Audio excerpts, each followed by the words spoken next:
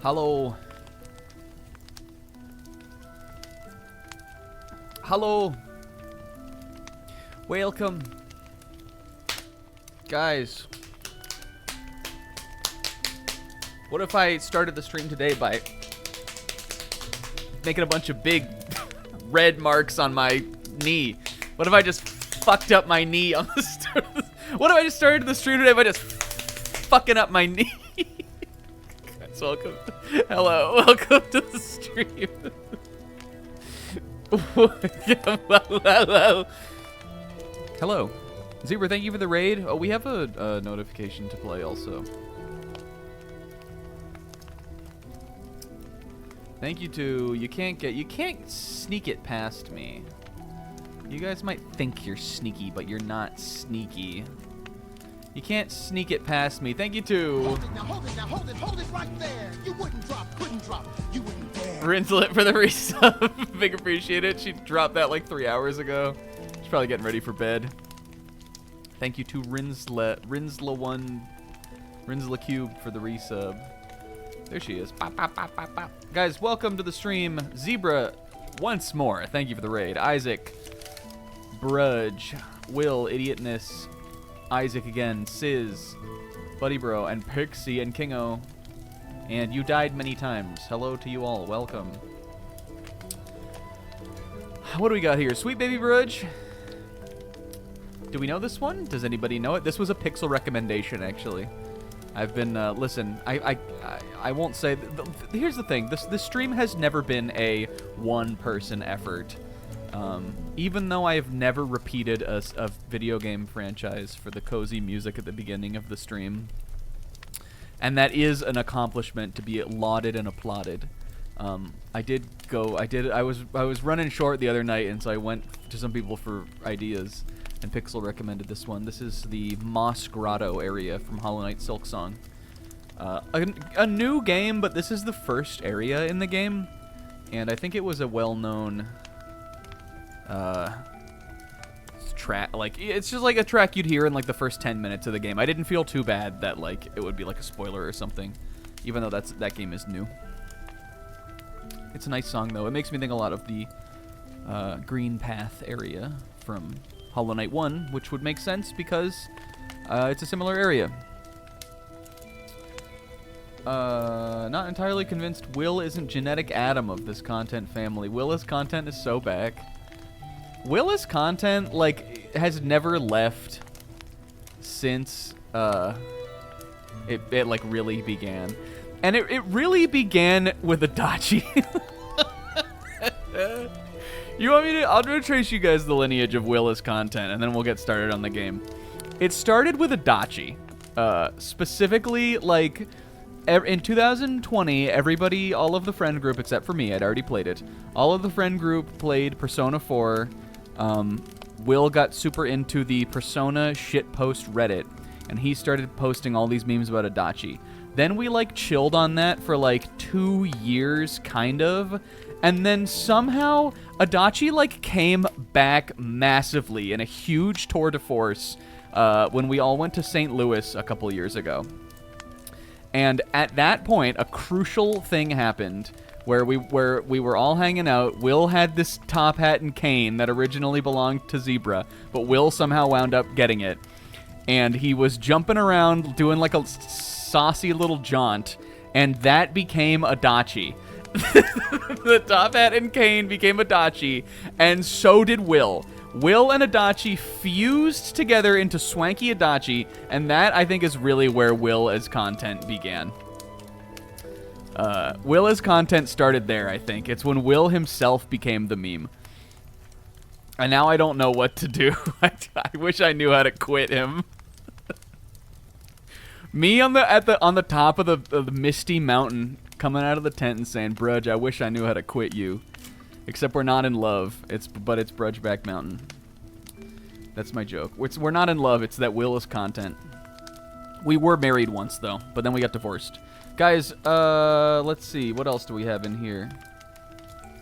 Scottish snack. I am Scottish in heritage. How the fuck is this game still going? Isaac, if you have been paying attention, This is the third and final DLC. This is the last DLC. We probably have like 2 or 3 more streams of this. We're starting that today. But this is session 30, guys. What the fuck is up? Each death deserves a slap to the knees. We could do that today. Let's see. Who would you say has put the most effort in other than you? To the stream effort? Pixel. He made all the emotes. Pixel has put in the most effort after me. Isaac, thank you for the stream streak. Will is the third place. He made the Bones and Friends alert. Or actually, Isaac made the Bones and Friends alert. Really, Will made the visual for it. Will has contributed a lot also to the stream. He used to make like all my face cams before I learned how to use GIMP. Isaac, you can have top 5. I probably got to put Sizz in there too because Sizz was here and Kingo because they were here at the beginning. And also everybody is on the top 5. It's a top 5 that has all of my friends in it. Buddy bro, thank you for the watch streak. 195. Staying alive, you guys. Guys, welcome to, this is the 5th Friday of 2026. And would you believe it? It's Friday once again, RIP. 30 is so fake. What's up, Comb? If you can believe it. Sizz has also been in a bunch of playthroughs also. That's true. Yeah, Kingo played the trilogy. Kingo recently went through the trilogy. AKA the first 3 Legend of Zelda games. We were talking about that earlier, and I was like, Kingo, in what universe is that the trilogy? He wasn't actually saying that it was, though. We were making a joke about what if you called Zelda 1, 2, and A Link to the Past the trilogy. You guys, we're gonna pull a Pokemon pack, and then we'll get started. We'll get started, guys. Don't worry, it's just fine. It's fine that it's like this. It's okay, and it's good that the streams take this long to start. It weeds out the weak. You guys, there's a new Pokemon Pocket set out this month, as there is almost every month. And I'm excited about it, but I haven't gotten any of the cards I want to play yet on it. So hopefully we'll get it here. My chase cards for this are the Full Art Sightseer, the Full Art Cramorant card, or any of the Mega Swampert EXs, but specifically, like, the best would obviously be the Rainbow Border Swampert. Alright, ready? We are gonna... Everybody get your Kondo Shakes first, though. I have some hourglasses left. I'm gonna use a couple here. Full Art... Is there Full Art Dumpsterly? I know there's a new Dumpsterly card, of course. There's a Full Art Dumpsterly? Holy shit. Well, you gotta get that. Alright, ready? Kondo Shakes. Can you guys hear it? It's so stupid. Yeah. 3, 2, 1, bam, bam, bam, bam, quang! Fuck! Alright, here's what we got. We got Cacnea, new card. Bunnelby, Plusle, Dreadnought, new card. Oh! Mega Kangaskhan EX, not the Rainbow Border, but the Full Art, which is cool. The Full Art EX cards, the like CG ones, they're cool. For the Mega Pokemon, the normal ones, I would be like, eh. But I like the way that these ones look. I like the silhouette thing in the background. We've talked about this. Mega Kangaskhan EX. I thought that card was going to be pretty fraudulent. But then I played the Step Up Battle deck that uses that, and it was kind of hard. It was the one I had to read. I redid it like twice, I think. It was the one I had to do the most times to beat.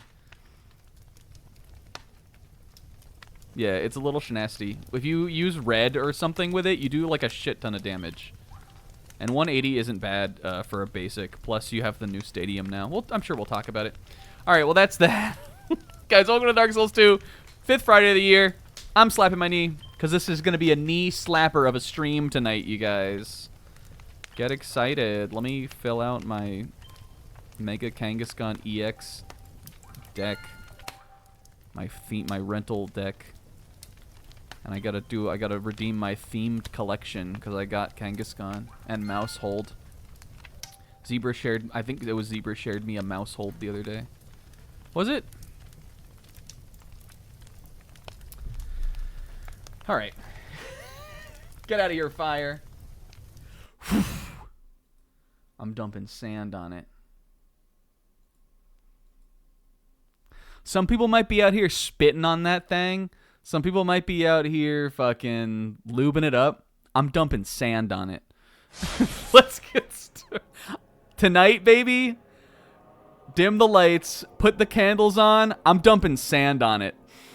Yes, welcome to Dark Souls 3. Dark Souls 3! I wish. I was thinking about how in series debt we are. Not serious debt, but it's series debt we still are. I'll feel so good when we finally do Danganronpa V3.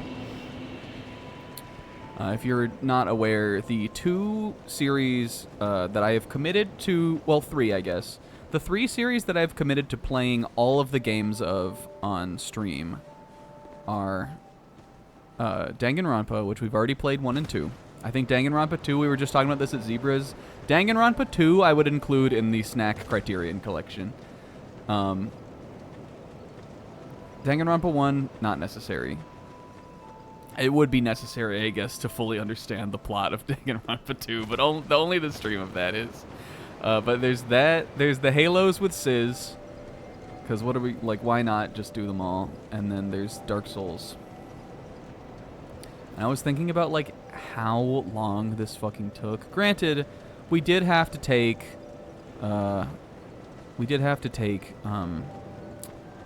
like, a Friday off every week. We had to take a Friday off, like, every week for, like, 7 months of this playthrough, and that did not help. But, like, again, this took so fucking long. And... and we still have to play Dark Souls 3. You guys, I was thinking about it. What if we streamed Elden Ring?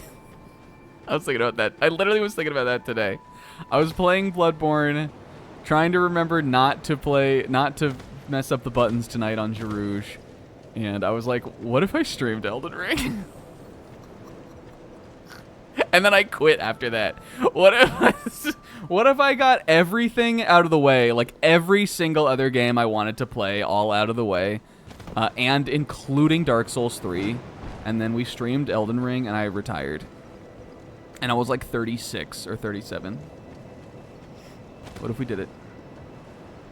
Guys, welcome. It's not, we're playing this today. Danganronpa 1 is necessary to play to understand Danganronpa 2 as a game, but not as a stream. No, this Danganronpa 1 stream was funny. I think when we did it, it was one of the best playthroughs we had done. It's just that, like, it feels fungible now that the DR2 playthrough is done. Devastating news because I hate Danganronpa Idiotness. It's fine. I thought I hated Danganronpa 2 until we started streaming them, and now I realize that they're funny and I like them. Okay. But you know what I don't hate? Emerald Sheet.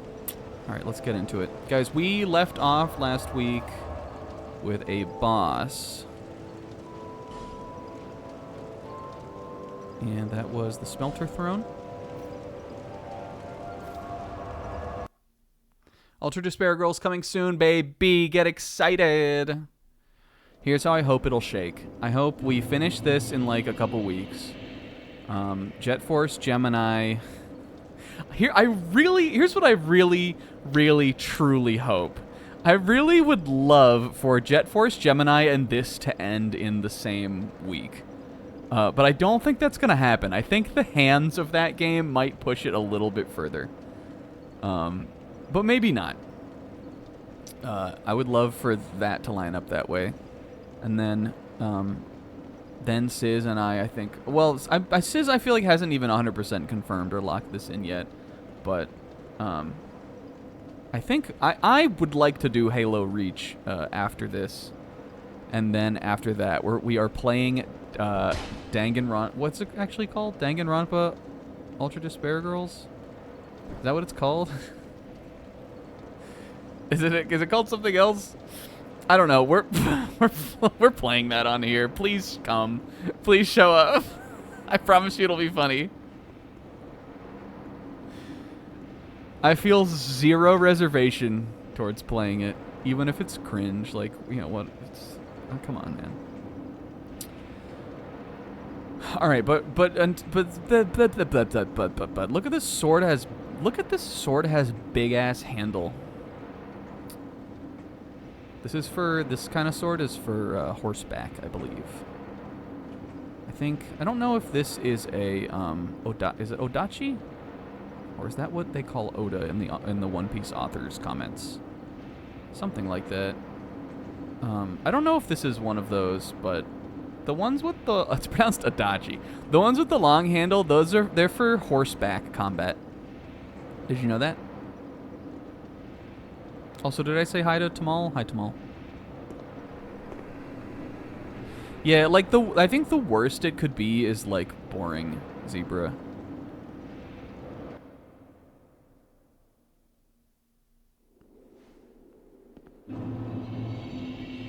All right, let's get this done. Guys, I hope everybody's doing good. And that it was a good week for you all. Oh fuck, I forgot there's like an area in here. Well, we did do this area last time, right? I'm running it.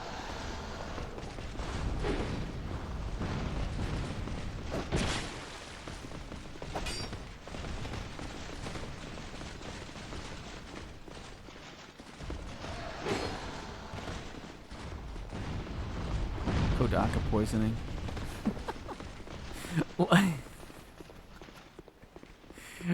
The problem is I don't remember where to go through here. Fuck, that's not even what why was it on that, Jarouge? But I think it was it not just back here? This dude is splayed. Look at him hitting that stance. Right. Down here? The stream title this week, you guys. Oh my god, and there was all of this. Remember, this is when I was talking about Dawn to Dawn. The stream title this week, we literally were talking about it. We've been doing this bit where we made up an acronym, because that's what we do. What the fuck? Oh, my thing's muted. Here, we'll play it again for you guys.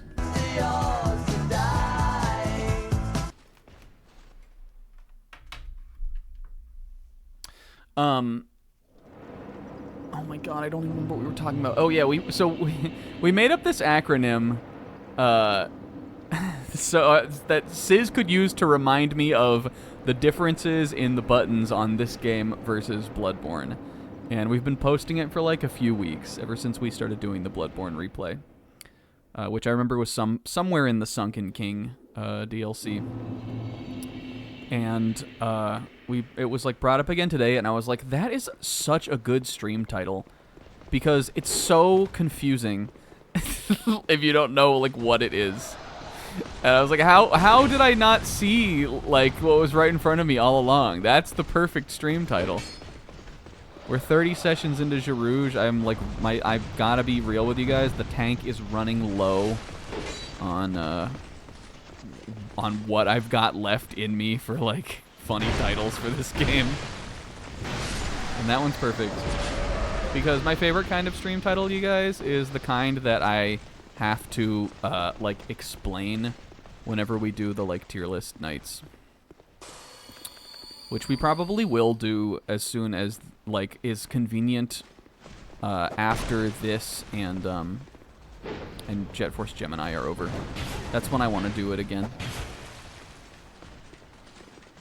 Okay, don't perceive me, please. I'm fine. It's fine. It's fine. Just let me. Go away. Go away. Go away. I don't want to go up on the roof.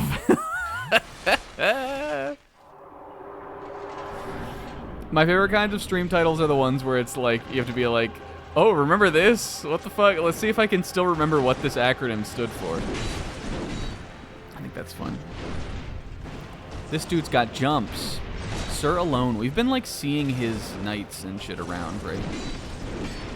Hold on, dude. Hold on. You're too fast. Oh. We might be in for a little Dark Souls fight here, honestly. This room sucks to run through. Or these two rooms. These two rooms suck ass to run through. And this guy is fast. He seems tough.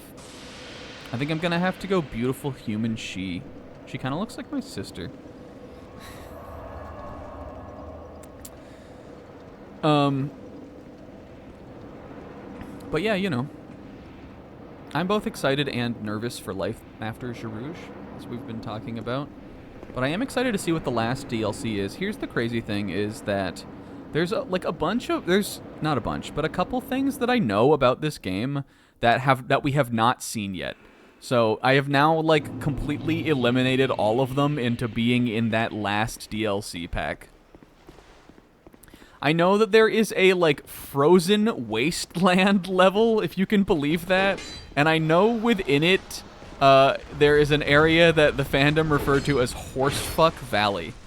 But that's just because Sizz told me about that once, like a long time ago, and I thought it sounded hilarious.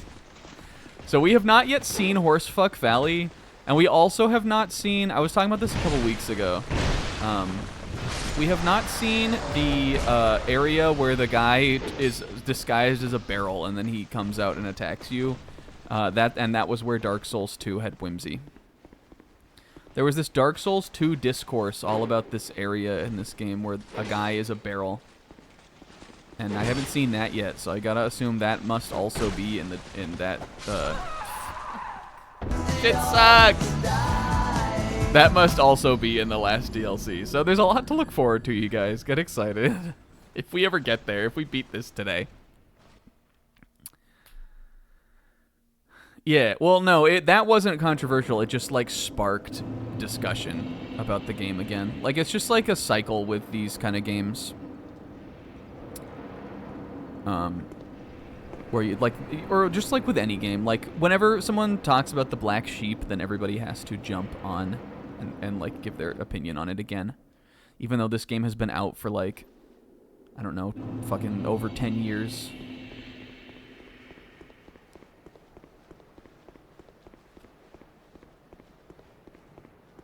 One cannot reside within memory for long. That's what I'm saying. I'm racking my brain right now trying to think of what I did this week. It is not residing in my memory for long.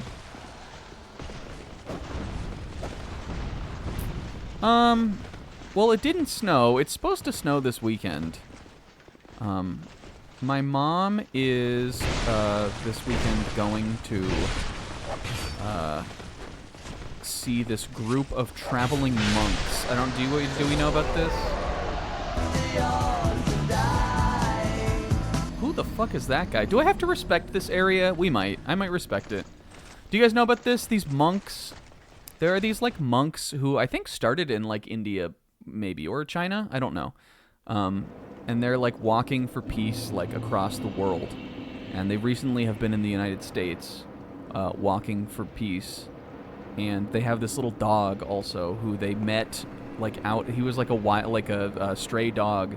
They met him and they adopted him, and now he walks with them for peace. And I guess they're walking, like, near our air, like, not like in my town that I live in, but they're walking, like, near. I'm not doxing myself in 2026. They're walking, like, fairly, like, within the area of, like, where, like, you could reasonably drive to. So this weekend, my mom is, unless it snows, she is and her friend are, like, driving out to, like, observe the monks as they walk past, because, you know, like, people interact with them, and it's just, like, a cool, nice thing. And so because of that, I might be taking care of our little dog, who does not walk with the monks.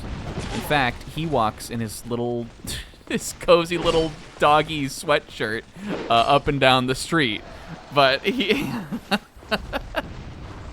But because she'll be out of town, I may have to go like take care of him and hang out with him a little bit tomorrow.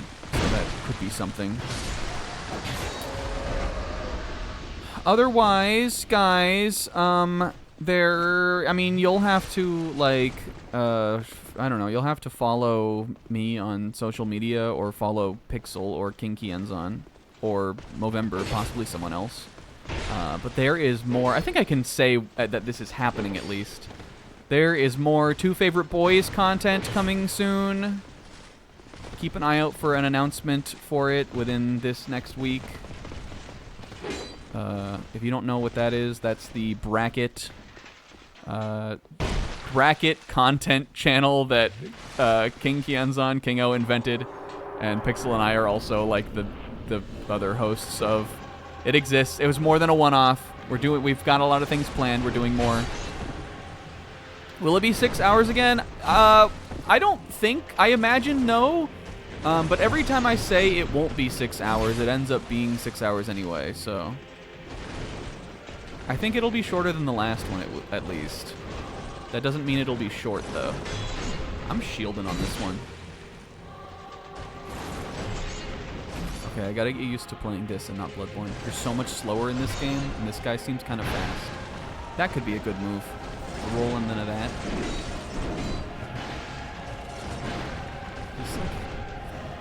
This is what them guys on Bloodborne be doing.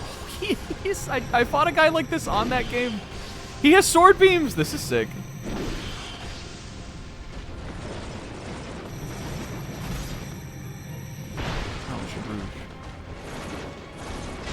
This is like a fast guy in a little coat.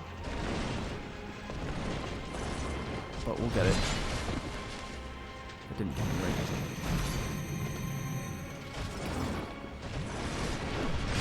Oh, he's fast. We got a game here. I'll adapt. I feel so sluggish. You guys, I've been playing a shit ton of Bloodborne this week. That's probably the thing I've done the most. I can talk about that game a little bit more because Zebra, who was our first timer, well, we had another first timer in the group too, but they wouldn't be, not someone who'd be watching the streams. Zebra would be our first timer, and Zebra has gotten like pretty far into the game now. He's through most of the content of the main base game at least. Let me read the chat first, actually. I realized I wasn't looking. No heat in my room and my window is drafty. Oh no.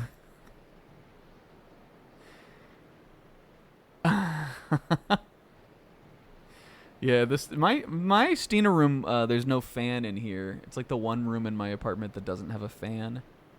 But you know, it has AC. Those times in like the summer when my AC would break, like the last couple years, it sucks then, but at least I have a window right here next to my computer.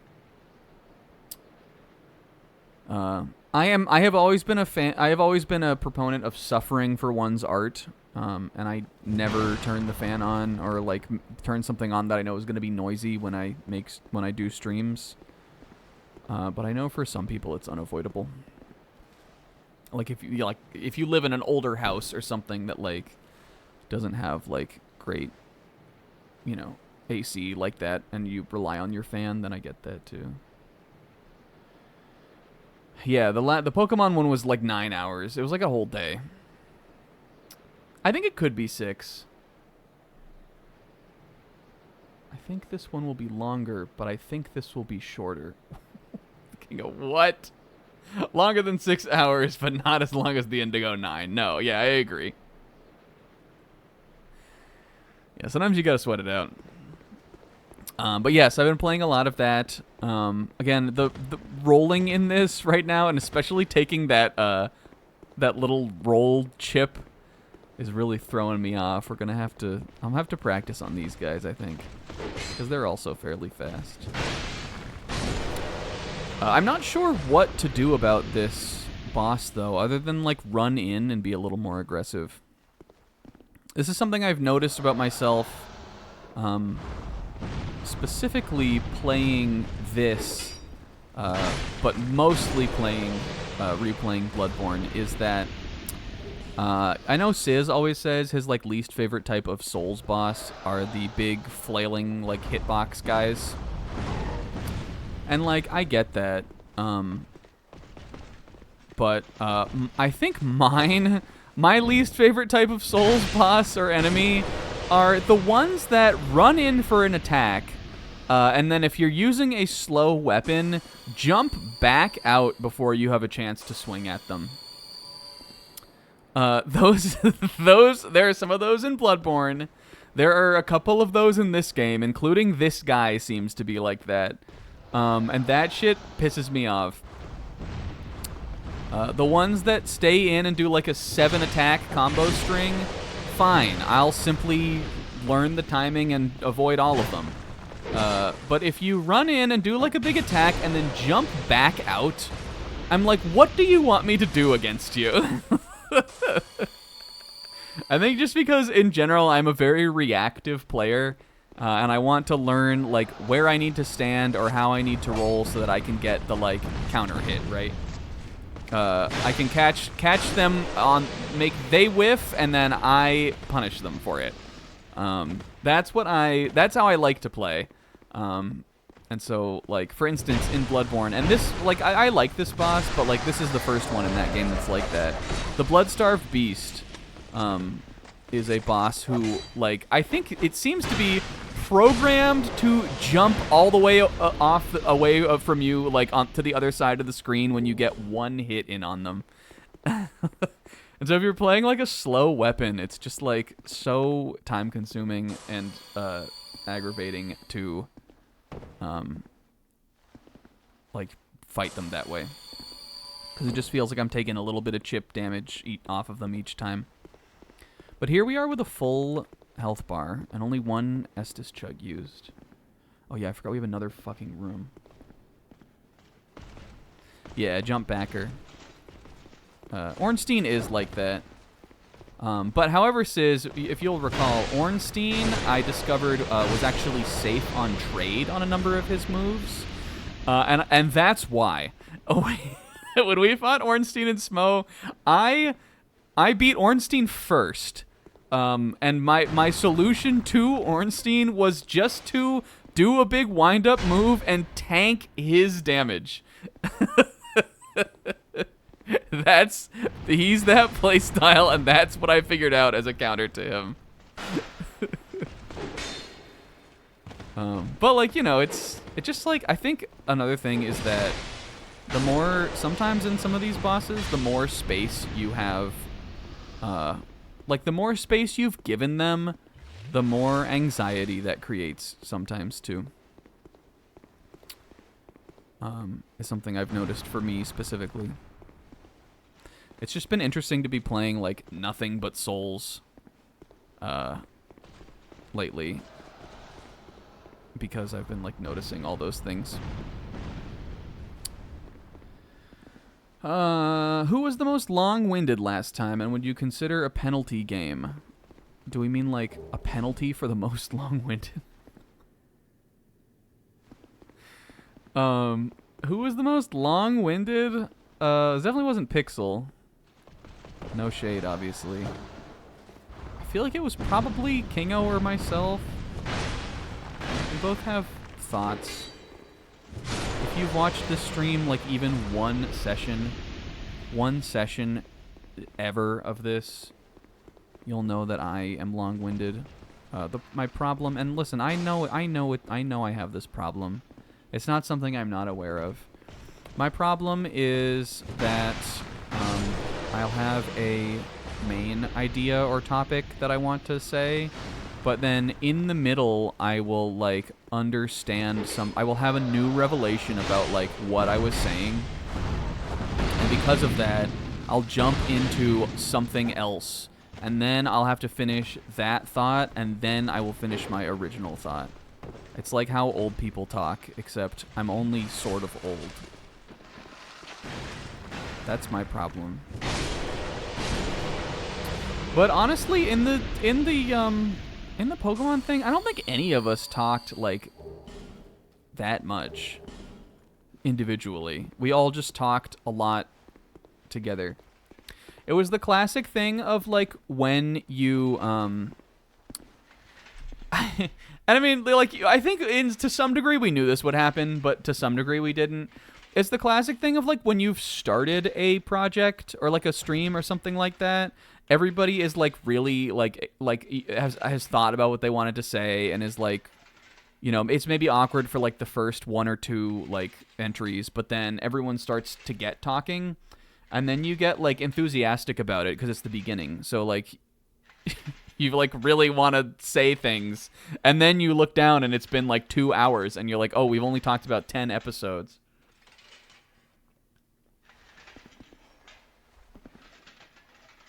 But what I do think I like about the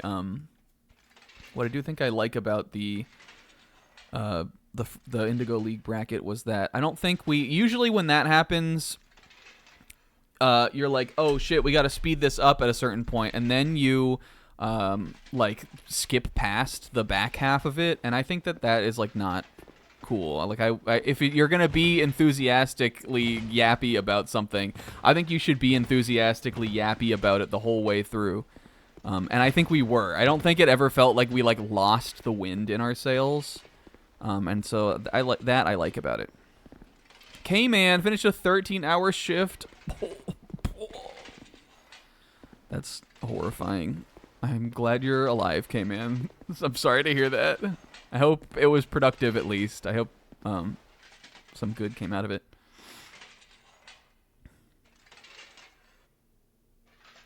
Yeah, no, I know you're not criticizing idiotness. I was just explaining it. But, like, stay tuned. I'm worried, actually, that I don't have enough to say about this topic we're doing next. But I think once we get into it, it'll be good. And we've picked some good folks. Uh-oh, I just tried to press triangle to heal. Wrong button. I had the wrong thing on there. Thank God I don't got that in it. Woo! Yeah. We got stuff done. I feel you on that, K-Man.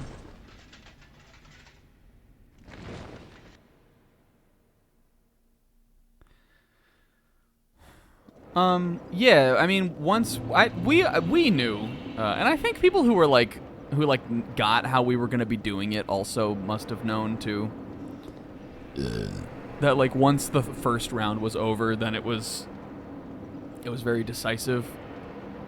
And if you've watched people do like brackets like that, I guess it depends on what kind it is, because sometimes like it's some types of brackets people want to debate even more.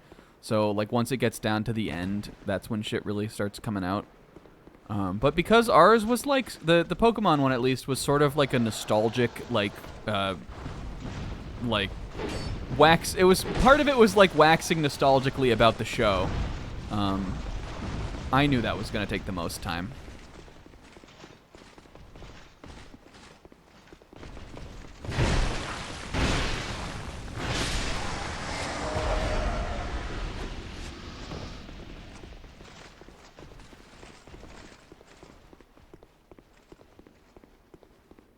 Yeah, we got it. We figured out the flow of it eventually pretty well, or like pretty quickly, I would say. Oh look, they all decided to be nice to me this time. Thank you, Don Room. Okay, take this. Switch back. Okay, we had something happen last time. I know it looked like I only got one hit in, but I promise you something happened there.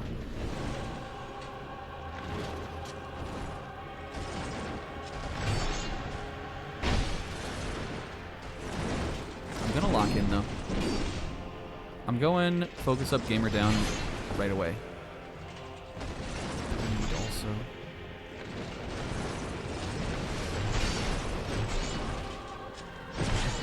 Ooh, okay, 3 on that one.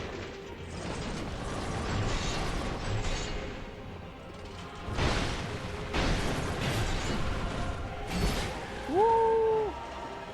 Is there anything I can hide behind in this arena? No, not really. Where is he? Oh. Hold on, that's not fair. That time I couldn't see him. Hold on. He was illuminated light camouflage by the skybox outside. Charouge, fix your hair, dude. I might put my Halloween ring on. I mean, dudette.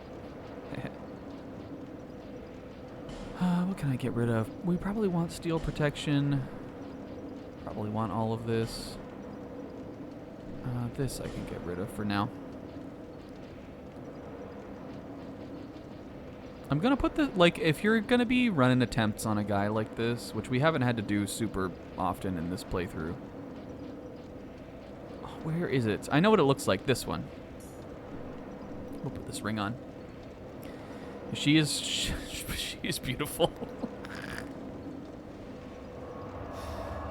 Yeah, it's a cool room, Sis. It's definitely a cool room. Wait, so, okay, Sis, you're telling me that more people died more on Fume Night than on this guy? This is totally harder than that. Fume Night was slow. I mean, we definitely died a few, we probably died about this many times on him, but we definitely put some better attempts on him than we have on this.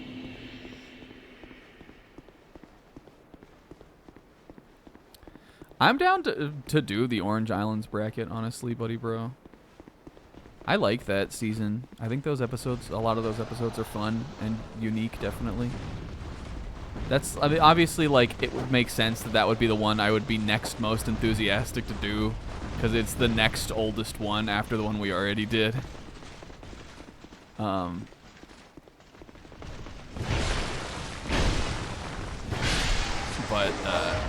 But I would be down to do it. I think that would be fun.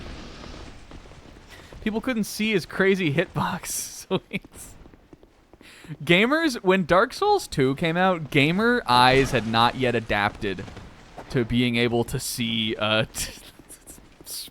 multi-hit slashing combo attacks. Gamers were not there yet.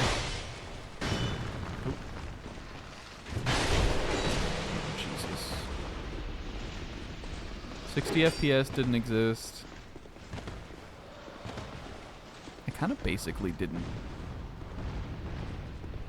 Gamer power creep is real. Gamer eyes, gamer lies, gamer cries.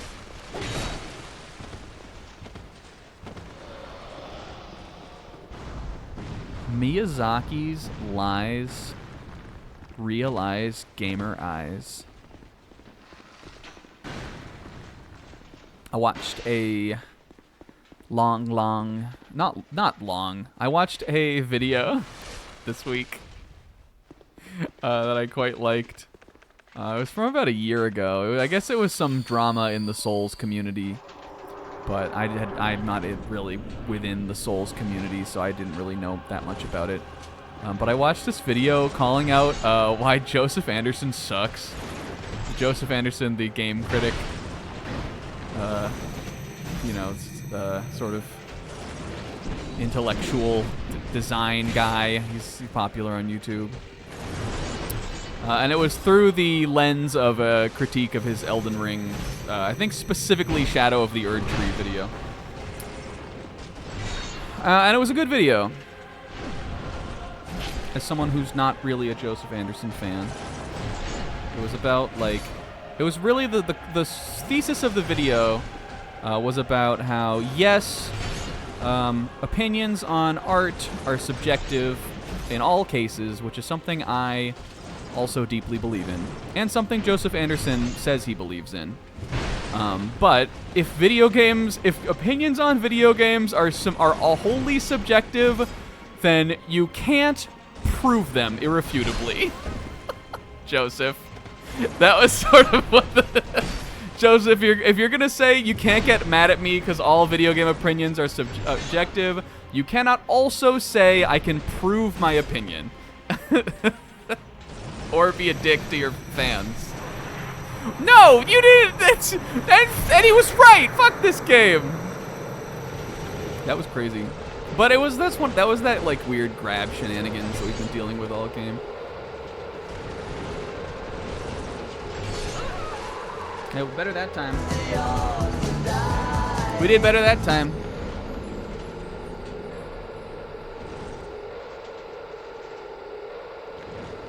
Actually playing the DS1 unpatched version on PS3. Whew! Like, is that like launch version DS1? I'd be interested in knowing like what's in that.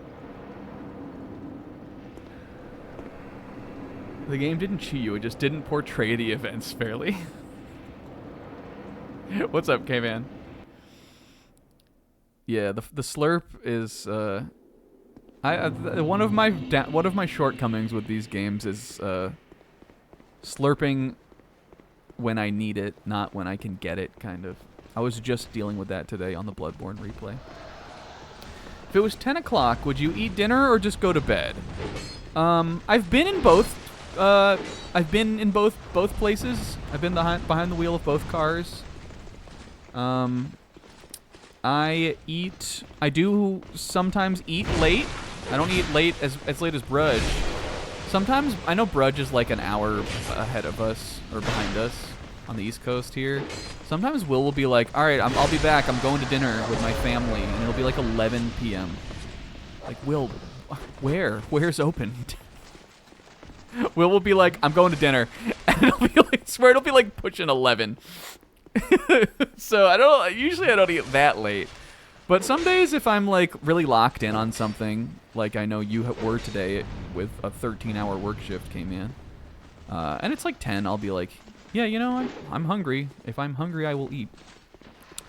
But other days, if I'm not like that hungry, and I'm like, am I just gonna eat for additional calories at this point, or should I just go to bed now and then eat in the morning when I wake up?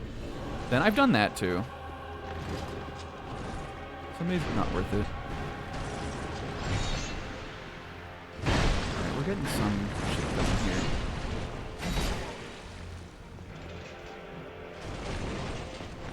I just really want to be healed. That attack I don't like, but if it's from like way downtown, I should be able to tell when it's coming, I think. That is a grab now, I know.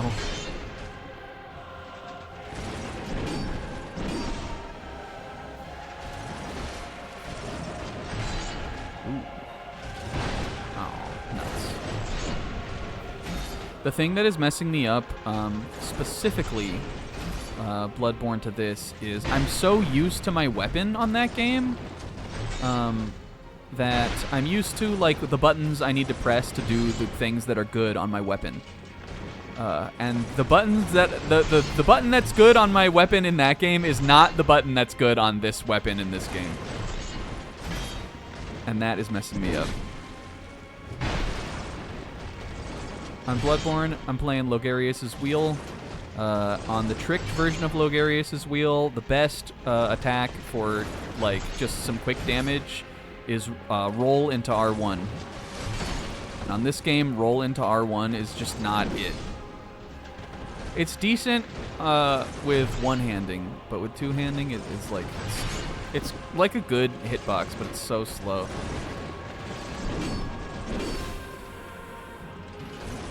Dodge this. I'm gonna chug. Not yet. Okay, now chug.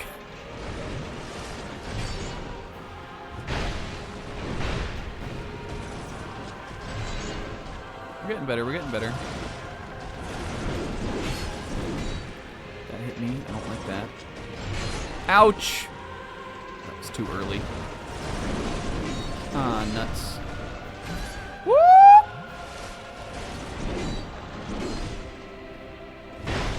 Good.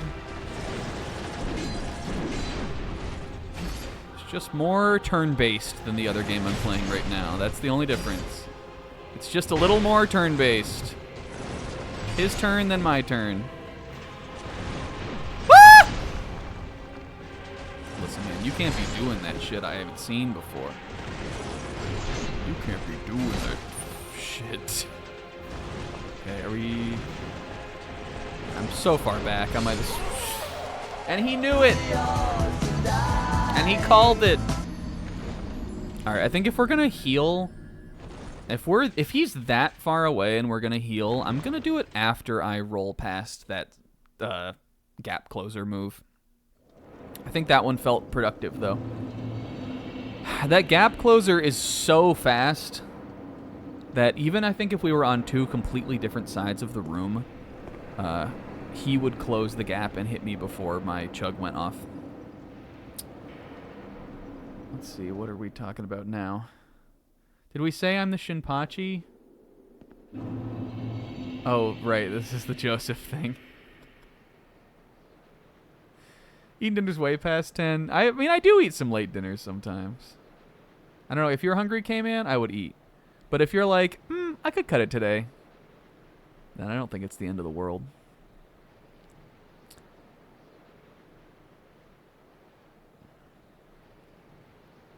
Oh yes, if it's the Risei Kujikawa tournament, Will, you are the Shinpachi.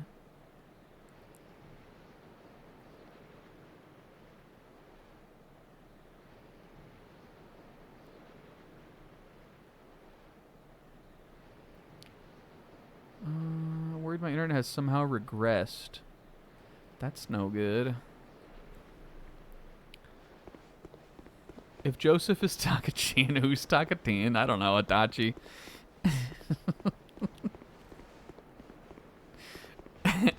Maybe. Could we see it? Donkey! I guess it would need to be someone who doesn't know Risei. Yeah, okay, guys. Alright, man. Me and my 5 identical brothers fucking hitting the streets on a Friday night and jumping the first guy we see.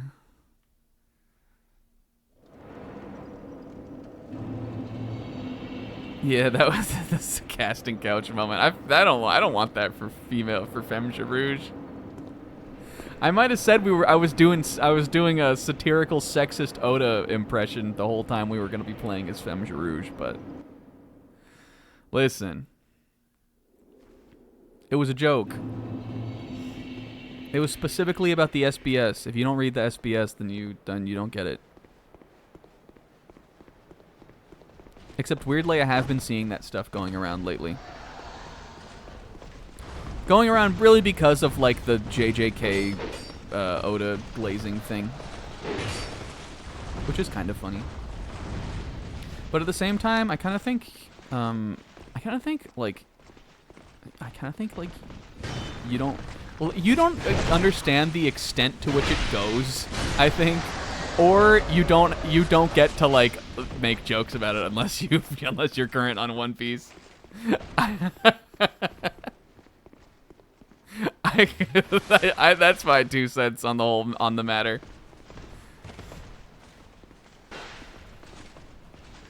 I don't think you're allowed to make those jokes unless you're current on One Piece, and that is because 1, One Piece is good, but also 2, you don't understand how deep it goes. Is the other thing. You're not equipped to make sexist Oda jokes because you don't understand the depths of sexism that can be in One Piece sometimes. A series that also has a bunch of great female characters.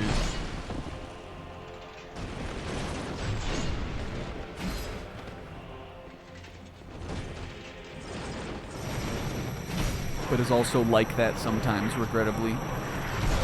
Guy, you're supposed to use this sword on horses. Put it away. Fight me with your sidearm. This sword's too long. Put it away. What is it, a sword for giants? Who's holding that? Whose sword should be that long? Speaking of manga, you guys, there was not Dandadan this week. In fact, Sizz, this is gonna be the whole stream, or a lot of it. We're already an hour in. Sizz was in this past week posted in the Snack Discord, and he was like, Dandadan is supposed to come back February 14th, and we were like, Sis 16 sweat. What if Dandadan doesn't come back until like Girouge is over? What if last week's Dandadan recap was the last one that's gonna be on Girouge? Anyway, that's why I am throwing attempts at this boss, because I want it to go a week longer so we can do that one more time. Okay, I feel like I've gotten this room pretty consistent.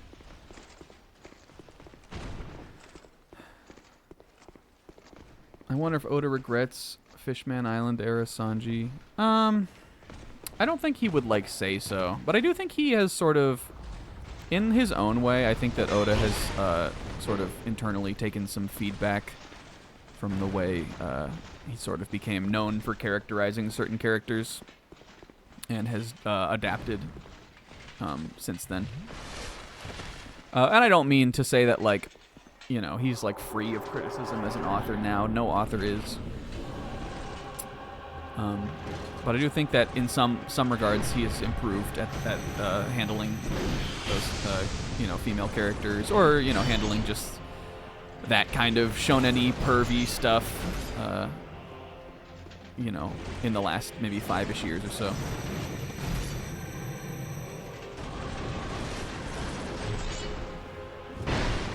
Yazow! I'm staying one-handed this whole fight, I think. I think I have to. It's still decent damage. Like, it's giving me a good number. And I want my shield. Shield is like... actually, because he jumps out so much, I think the shield is actually quite good here. Because it'll give me a chance to get my stamina back some. Just prepare for catching attacks and things. Ouch. Dang it. I know I can roll through that, though. That one, I'm, like, fine with. I bet that looked janky as fuck.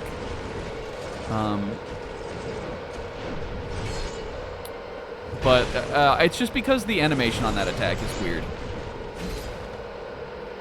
That one, I feel that it hit me.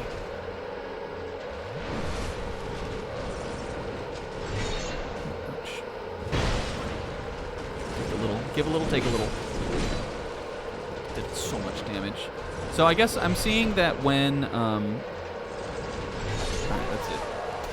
I'm seeing that when you get hit by that grab, it's giving him some kind of buff. It's feeding his cursed sword, and that's making him stronger. So I think it will be important to not get hit by that move again. Or any of them. I actually think it'll be really important to not ever get hit by anything. Charouge. Yeah, his sword is screaming to life with cursed energy.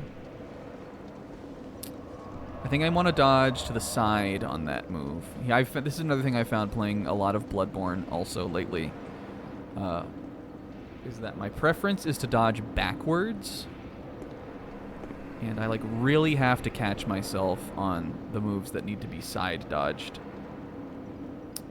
I like to dodge forward, like forward to the side and backwards to the side, but just a straight up side dodge like this is really important for a lot of moves, and it's like never what I like gravitate to. It's never what I go for. Yeah, Dandadan's coming back on Valentine's Day. Snacka. Oh, I'll read the chat again. I should have read it once we had died.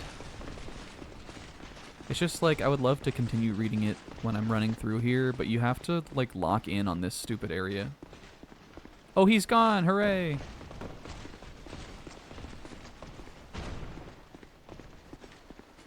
The Melania movie.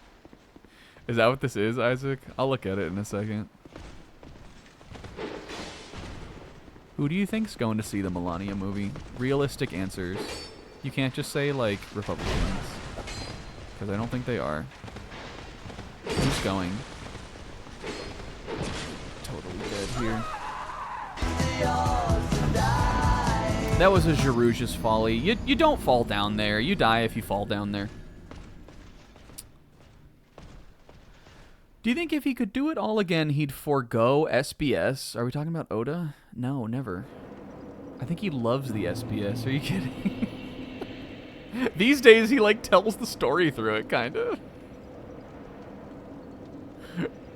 I think he loves that shit. Kind of doomer pilled on One Piece for a bit, and then Whole Cake Island saved it. Alright, let's see what this is. Melania debuts with a 7%. I'd rather rewatch January 6th. That's hilarious. I keep thinking it. I also keep thinking it's the Millennium movie.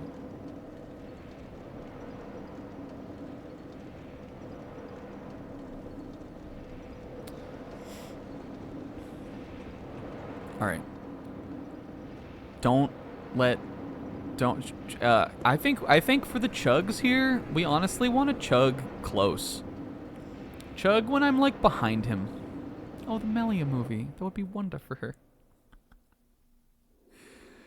When he has, like, when I've rolled past an attack and he is whiffed, especially if he's, like, in a combo, I think I'm chugging then. We don't want to chug far away. When we're far away, we want to watch for the sword beams and have the shield up just in case, again, I, like, whiff my dodge on the big kind of jump in / attack. And then when I see his sword start glowing, don't panic. Just sit there for a sec, and then when he thrusts forward, roll to the side is what I'm going to try.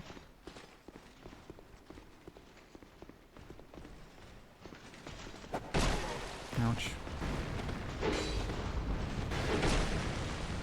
You guys suck. You guys are trash.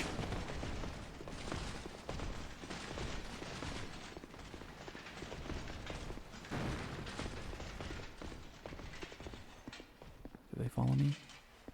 They're scared of being down here. Hee hee hee hee. And I'm not. Hee ha hoo hee. I'm using gems. Look, remember we bought like 5 billion life gems? Oh my god, he's coming down? Okay, guys. Me and my buddy standing right in the exact same place doing the same thing.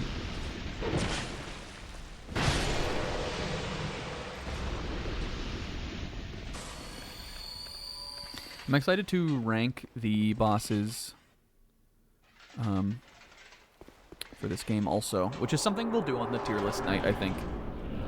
The same night that we rank the streams again, we update the stream tier list. We're gonna rank the bosses also from this. I feel regret that we never did it for Dark Souls 1, but it feels like it's sort of too late at this point to do that. I do remember them all well, but like, I don't know, the moment's passed.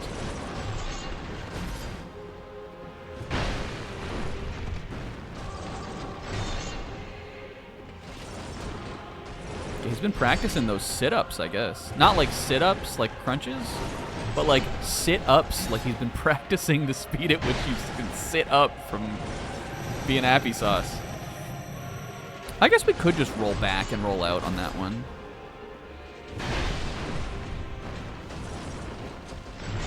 Now I'm using his jump outs to recenter. I was just complaining about the jump outs. Now I'm actually kind of using them to my advantage. Alright, I want to heal here, but I'm going to do it when there's a combo happening. Nice. Sword beams. You do not have sword beams like that guy I was just fighting on Bloodborne. Ah! Fuck! This might kill me. Nope.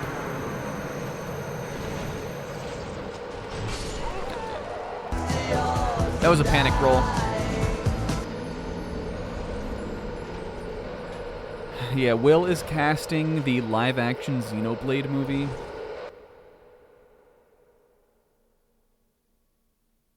They basically all need to be British. You don't think you could sneak in one or two that weren't British? Yeah, we got the Xenoblade 2 movie coming out. They don't have to be British in that one. Would you be pissed off, Will, if the Xenoblade 2 movie, if they were all British? Do you think that would be like a slight on the source material?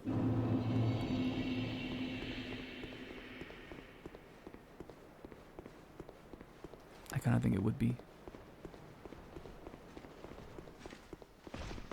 Can you imagine them trying to adapt Xenoblade 2 into a film? I guess you could. Like, the story isn't inherently like that. You'd have to, like, just make the... You just have to cut out all that stupid shit. You easily could.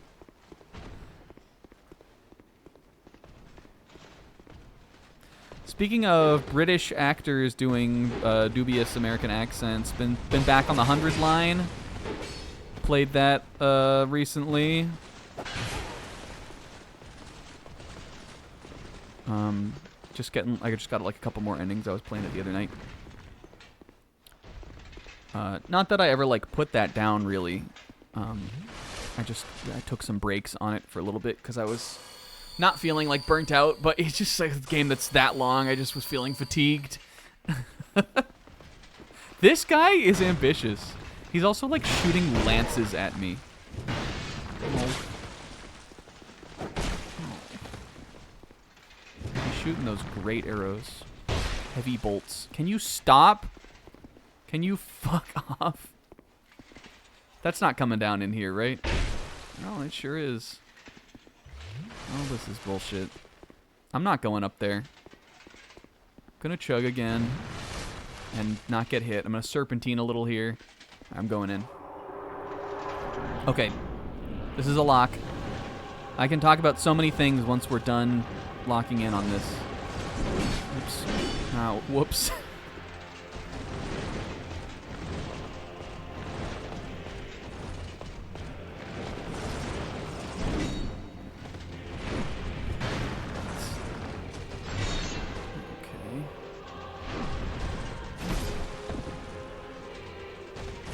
Holy shit, he's going for the quadrilogy.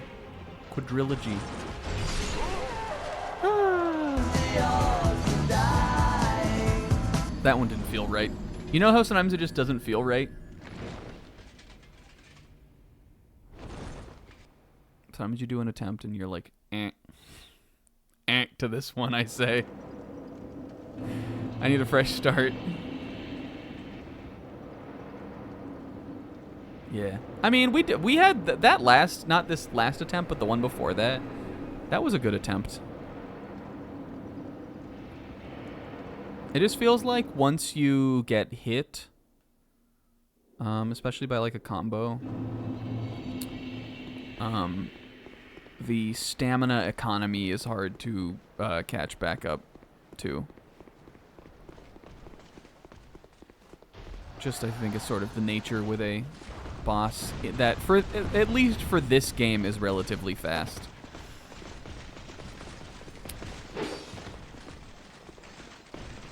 Taking like a couple hits with the shield, and I have to remember that again. Like I know this. I'm not like remembering it as a concept. I'm just remembering how it how it plays compared to stupid ass fuck Bloodborne. Fuck me up. Why did I even agree to? Why did I ask to start the replay when I was already doing this? It was such a stupid idea. I don't know what I was thinking. Having your shield up causes your stamina to refill slower. I need to remember that too. Bloodborne, there's no shields in that shit. You don't shield. But in this you do. Okay.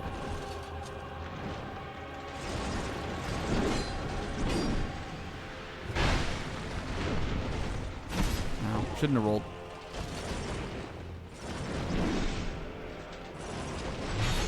Should have had my shield up. Chugging. That like a 2-hit combo or something like that? That's the chug op. The chug op Conroy. Woo!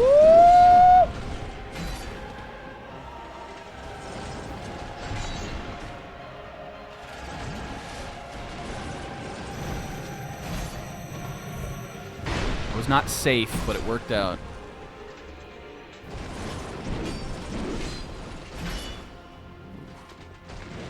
Probably not the right time to do that. Unfortunately, never punished. Fortunately. Unfortunately for him.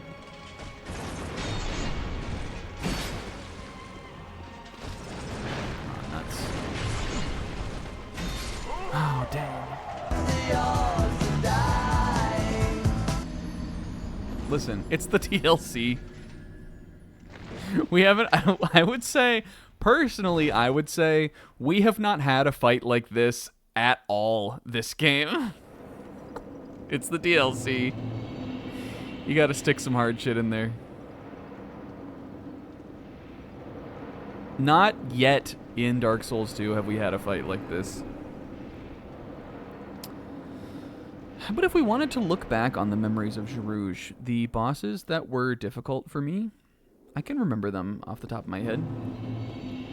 The first one was the Ruined Sentinels. That boss was hard. It's like a classic multi-monster fight. I think there's 3 of them in the arena. But that one took us a fair few tries. I also liked that fight.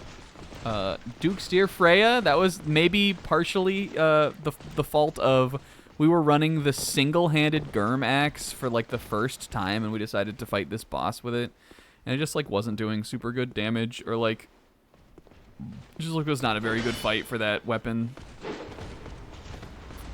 But that was the big spider, if you don't remember that. That was a funny night too. I think that was one of the best streams of Gerouge. That was the debut night of the soundboard. Was the night where we fought Duke's Dear Freya. I think that was one of the highlight sessions.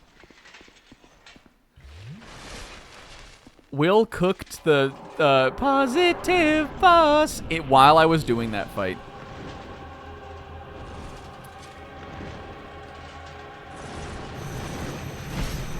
No, there's no that.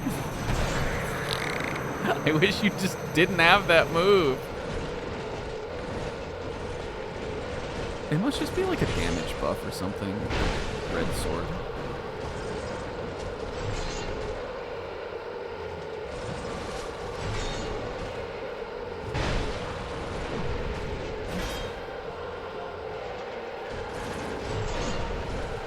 Maybe it makes him even faster? Can it go away eventually?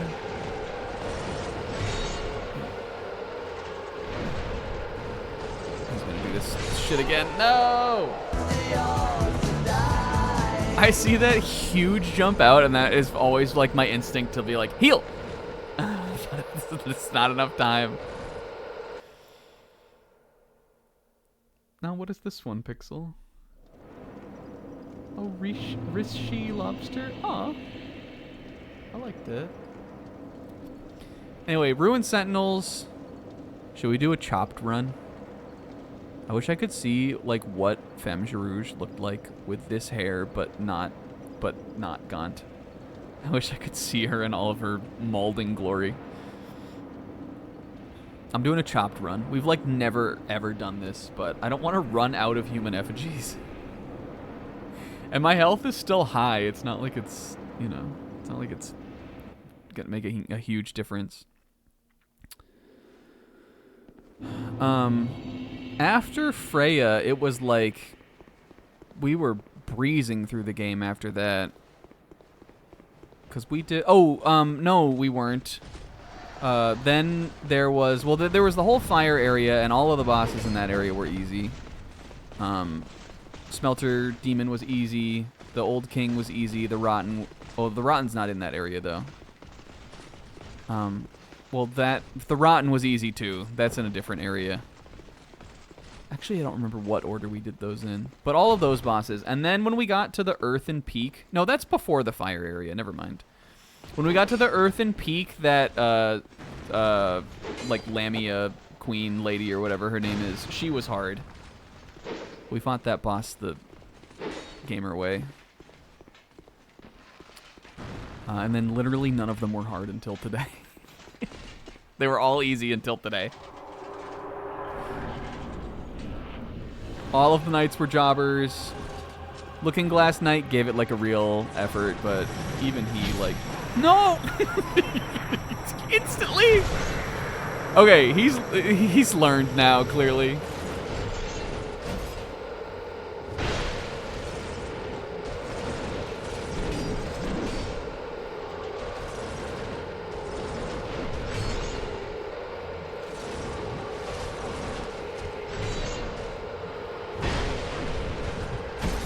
it wears off, I'm goated. If we can get it to a point where it's gonna wear off. Oh, I think I started running there. I definitely thought I pressed circle. Kick! You don't have that. You don't do that. What is this stance change also?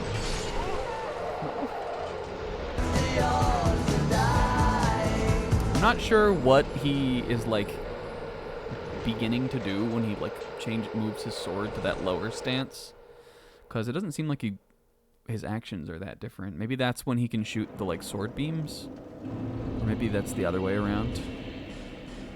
Maybe the like upright stance. Yeah, Velstadt we didn't have any trouble with. You know who we did have a little trouble with was the like hollowed Vendrick. I think that was hard. That was like, it wasn't even hard, it was just like frustrating. Remember on the winning attempt on that one, I think we used all of our chugs, and I was just like, man, I really hope I dodge every single attack, because his sword is like a third of the length of the room. He's just a big guy with a humongous sword, and he doesn't take any damage. But other than that, he was just kind of like slow moving.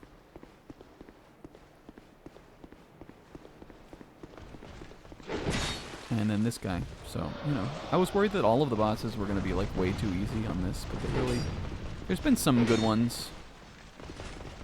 And even if there were some that weren't like hard, there's been some cool ones too.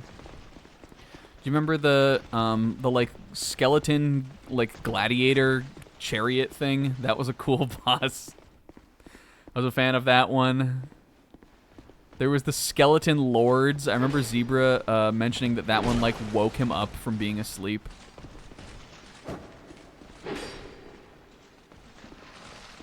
That like when we reached those, I was like, the skeleton lords, and he like woke up and he was like, rah.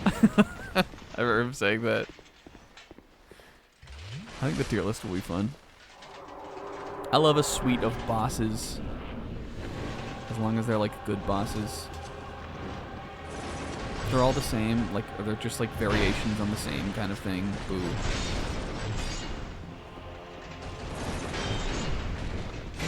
Ouch. Stamina refill. Fine.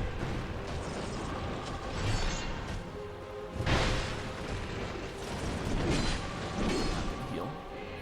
Okay, I swear I pressed square, but it didn't come out. Time I was ready for the third hit. Ah! Alright, let's get one of these. Yeah.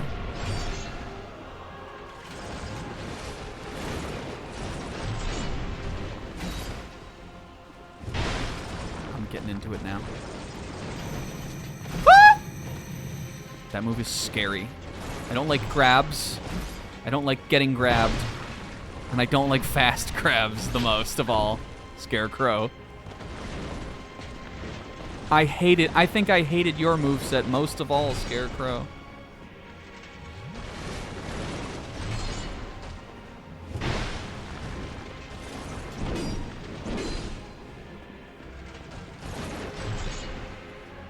This guy is cool though. I love I don't know what you call it, but like, the helmets that have those big like feathery, like long things on the side. Like Alphonse Elric's helmet has that.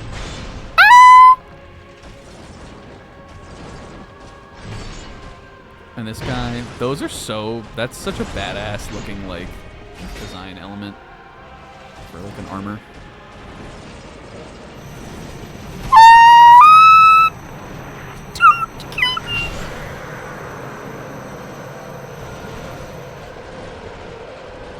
Okay, it's fine.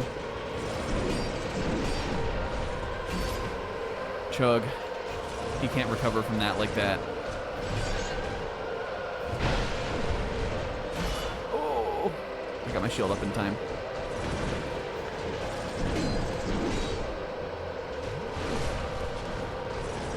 I'm sure I can see him also. Sometimes the camera gets weird.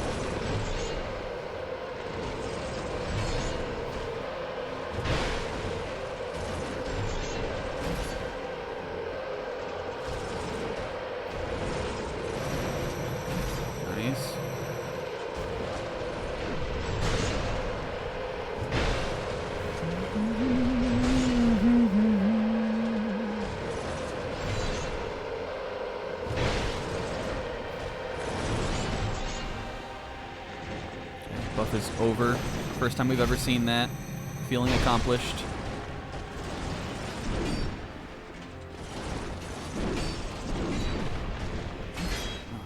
Oh, shield was up though. I don't like that move. That one's hard to dodge, but as long as I've got shield going, then we're good. All right, please do another big dashy.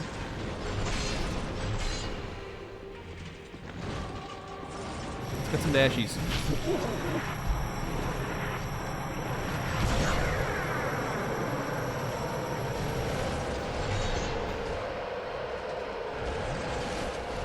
Ah, nuts. Yeah, a little health back still.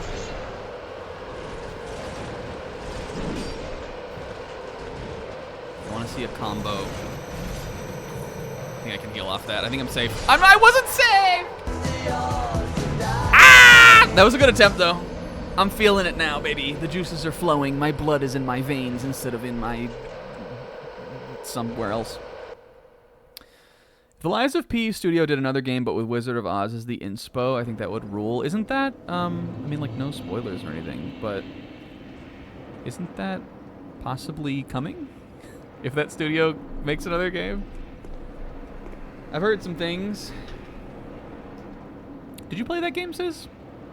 I know Rinslet played that and liked it.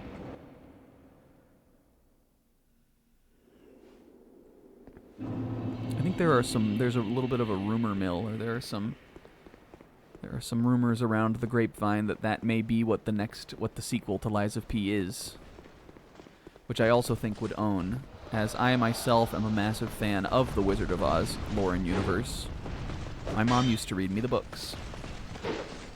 Not only do I love the movie, but the books have a lot of awesome, cool, fun, whimsical characters that aren't in the movie.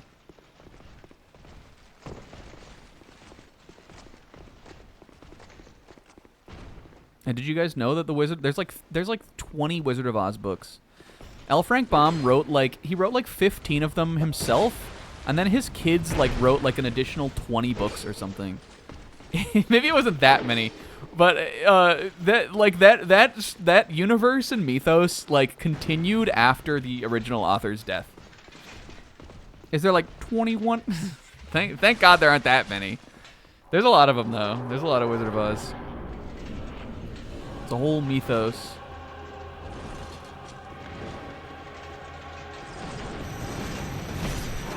No. Gotta dodge back. Remember how I was saying I have to dodge sideways on that one? I was wrong. It's dodging out of that attack. Should I see it and I want to react?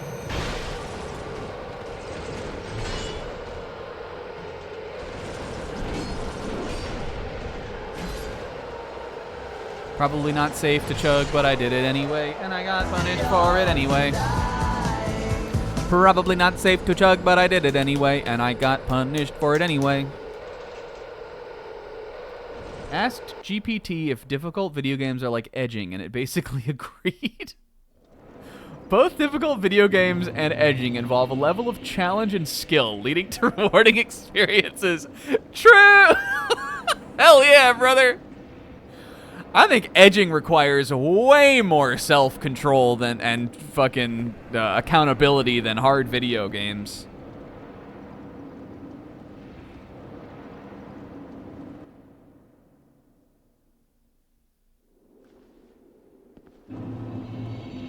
That's my personal take on the matter.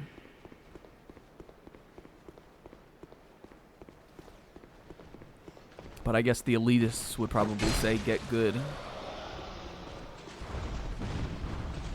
I suppose I can't fault them on it.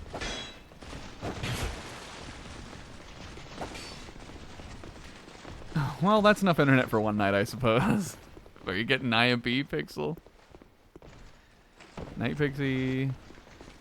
Clicker games are edging, that's true.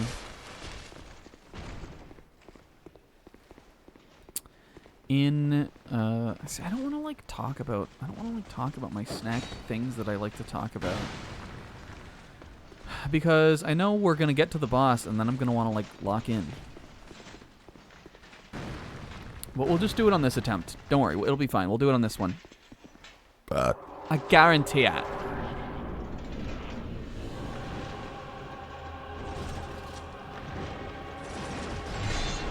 Okay, when I see that sword glow, I'm going to jump out. That's what I'm going to do today. That's what I'm going to do different on this one. That's what's going to make all the difference.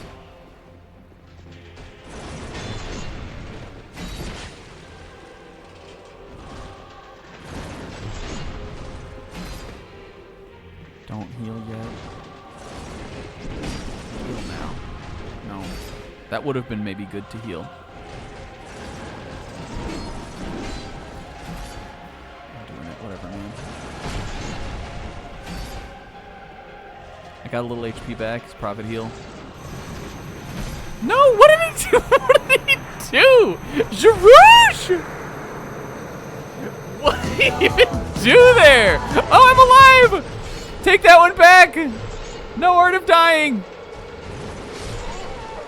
Alright, keep it on there. Nobody else has Zabrag Lock. I think I forgot about Zabrag Lock.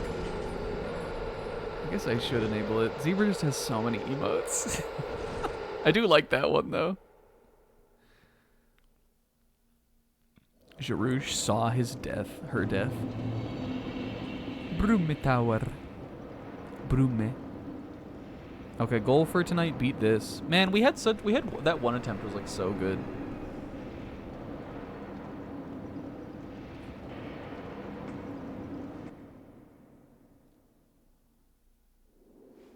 Answer my question of the day. Is The Wizard of Oz scary? The movie? I think maybe it would be scary if you were like 6 or something. Do you just mean like the lore in general? The series? No, it's not. It's like whimsical, kind of. It's like fantasy before like we had high fantasy, kind of. I know my mom used to be scared of the like well, like flying monkeys. But again, like she was a kid. If you watch that movie when you're a kid, it could maybe be scary.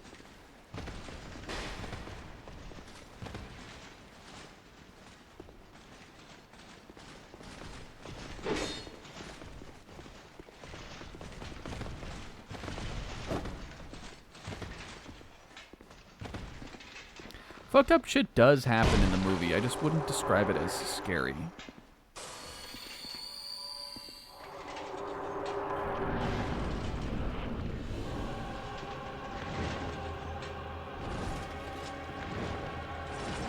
This is the run. Sir alone, he's gonna be lonely.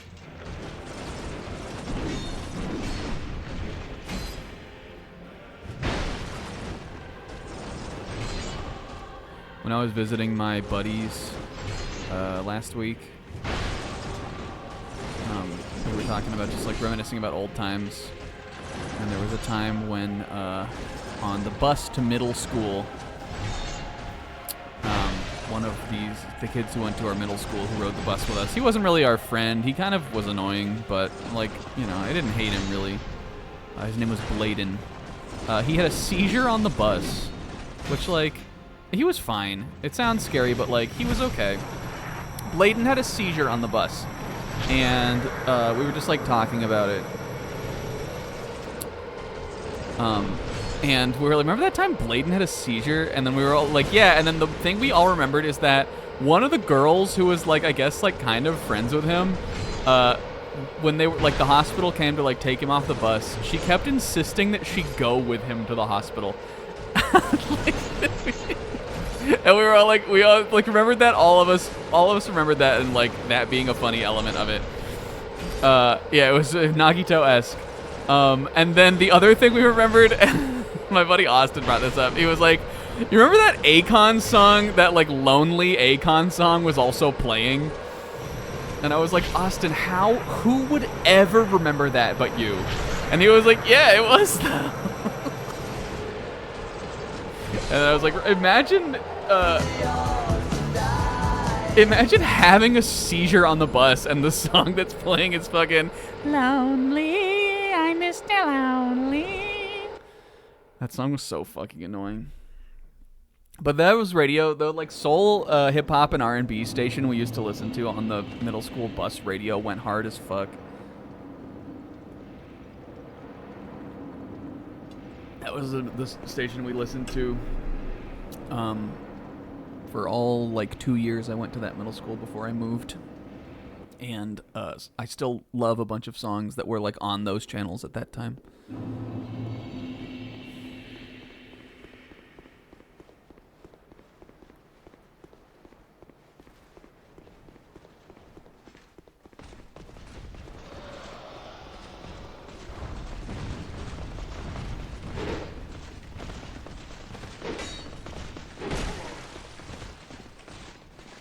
And there were Akon. Another one that was popular was, fuck, how does that song go? I was just in my head a second ago because I was thinking about that.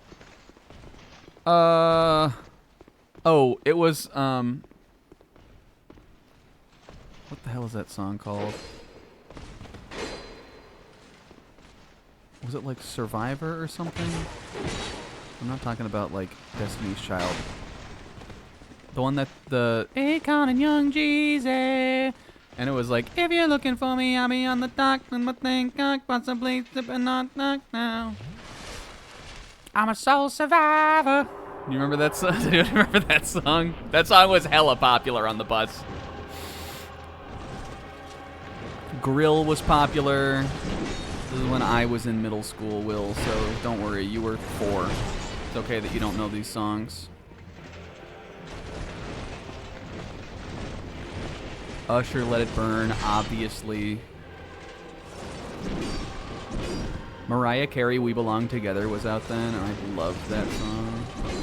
And by loved, I mean like, there was a girl that I liked who also rode the bus, and I would do an impression of like singing that song to her. And she was like, haha, you're so funny. And I was like, haha, yeah. I was like, ha ha ha, yeah. I do like that song though still. Ah! Look, we dodged it again. I should be thinking about Mariah in times such as these.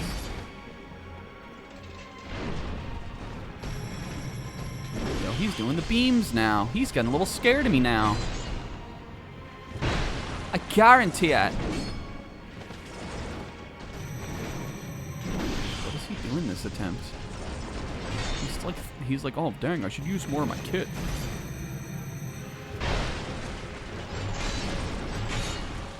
That nicked me. Piss off, man.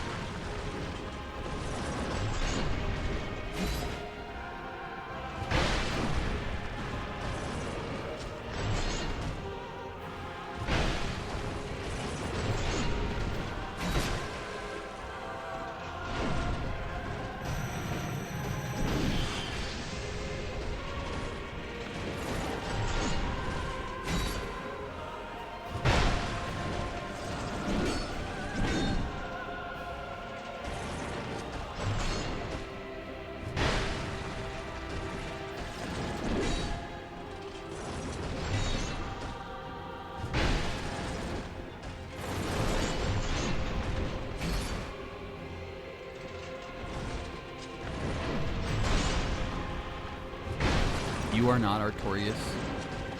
You will never be him.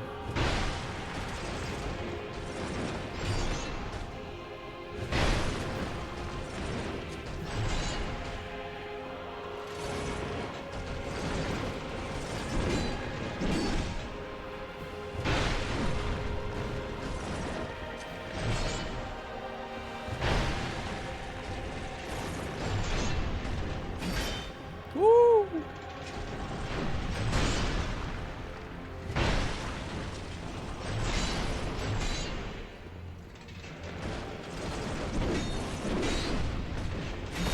Ooh, I want to heal here. Figure out when we're gonna do it though. Dang, that was it. That was the opportunity. Oh, Sharouge!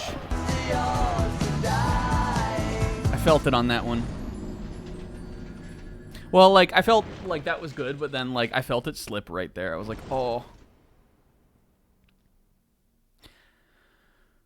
One time hearing someone describe that Put a Ring on It song, you mean Single Ladies by Beyonce? That Put a Ring on It song is crazy.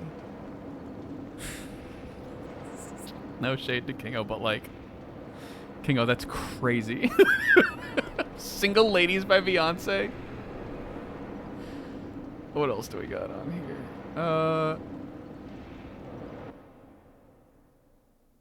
We're re-defrosting Mariah Carey. Well, listen, I'm just keeping her out. We don't have to put her back in yet. My Christmas tree is still up.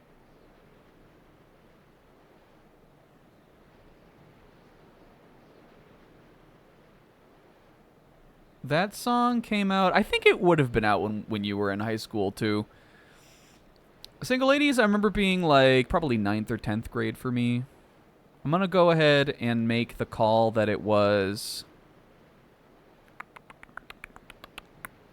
2007. I don't know for sure.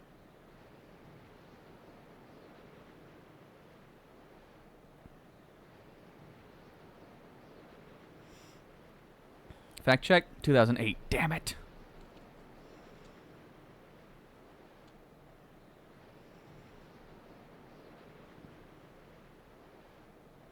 Yeah, a song gets old like when it's like 10 years old, I think. What else we got on here? Like, chat is TV. That's pretty funny. What else we got? Did I say that? I didn't mean to say that. What else is on? I'm scrolling back through the chat. I'm just trying to do better at reading what people say, because I feel like I've been doing bad at that lately. I still feel like, okay, peek behind the curtain. I hope this person's not like lurking and listening. I mean, hopefully they don't watch Jarouge. But I feel bad like a couple weeks ago at Jet Force Gemini. We I was just like focusing on the game, and there was like a really nice like comment or like a comment from like a lurker or something. And I did read it, like it got pointed out to me, and I was like, oh, thank you, and I like acknowledged it then, but I always get worried about that stuff, that like people will put something in the chat and then it'll take me like a couple minutes to respond to it because I'm fighting fucking Mr. Lonely here and I didn't see it, and then like they'll like leave. Not that I'm like, no, stay for like the viewership, but just like I don't want people to feel bad.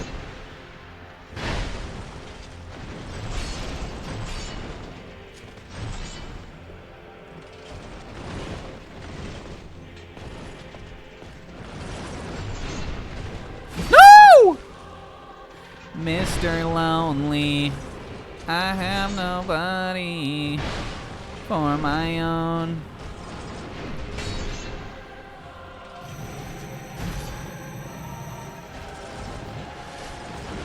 I used to think about that girl on the bus, thinking about that shit. Ooh, you know, it was another one that was out. It was so sick of love songs, so tired of tears. So done with wishing you were still here. Do you guys know that one? Did not sing it particularly well. That was another one. I'd hear that shit on the bus, and I'd be like, haha, yeah. And then I'd get home, and I'd be like, damn, like, dog, they get me with that. And that's the reason was it Chris Brown, maybe? Was that Chris Brown? Isaac, do you know? I'm just thinking of someone who would know, like, 2000s pop hits that are here. And the only person I can think of is Isaac. Is it Neo? Gotta change that calendar I have. It's not July 15th, because since there's no more you, there's no more anniversary.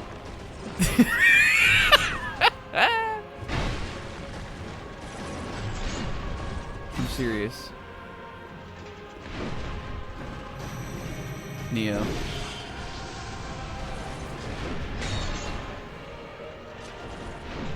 That man is not... Did you say Christ Brown? But, you know, Chris Brown was just coming out in that time. And even before like Run It, that was like a huge song back then too. We loved that. We loved Run It. Rihanna literally had not been invented yet. So none of, I mean, like, problematic shit probably still did happen, but, like, that shit hadn't happened yet. And that is a good song. You know what, Sis? I still like that song. Fuck Chris Brown, though. That song kind of cranks.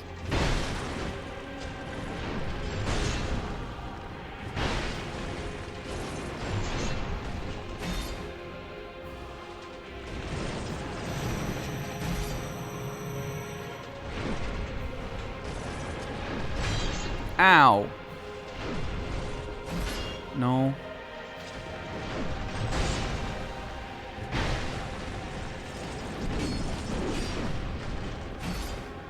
I'm chugging. You can't stop me! I bit my tongue there.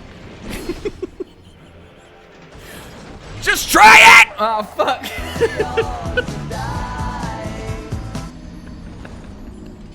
Fuck! I felt that one slipping by the end. He tried it. He went for it. Let me take a drink break. Oh, taking a drink break.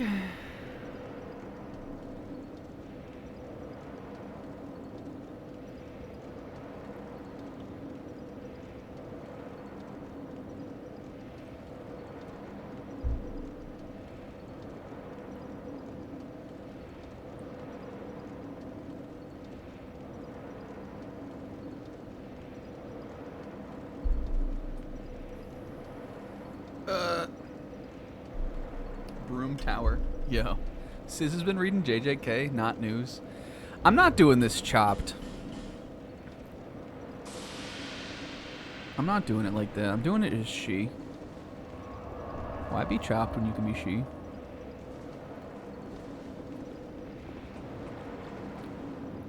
Another up-and-coming artist of the era, you may have heard of him. That like the first time I ever heard was on that bus was Lil Wayne, and the song was Fireman. Do you guys remember that song? Fireman, Fireman. It was Fireman by Lil Wayne. It was like I think that might have been like his first like real hit, but it was before he was like massive. That song used to go hard. We would get really excited when that would come on the bus.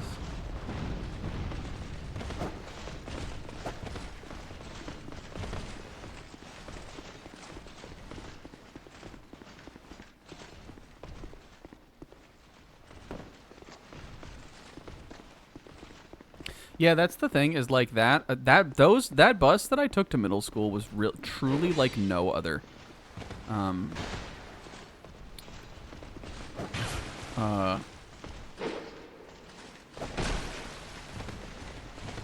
We were that well, like it was like a new school,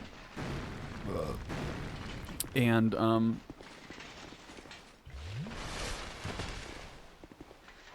I guess the bus drivers could just play music on the radio because they definitely like that was the big iconic thing that one bus driver we had the whole year played. And then at one point, because I guess like again they were just like figuring shit out. Like it was like the school had just opened. It was like a brand new school.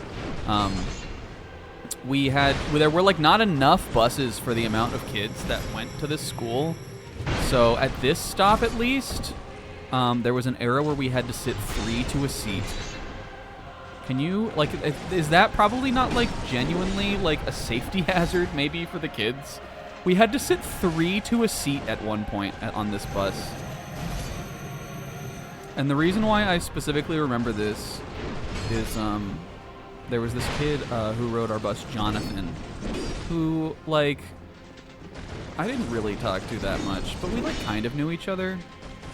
And Jonathan, he just was, like, a relatively big kid. Big enough that no one was going to really sit 3 to a seat with Jonathan. It, like, wasn't really going to happen.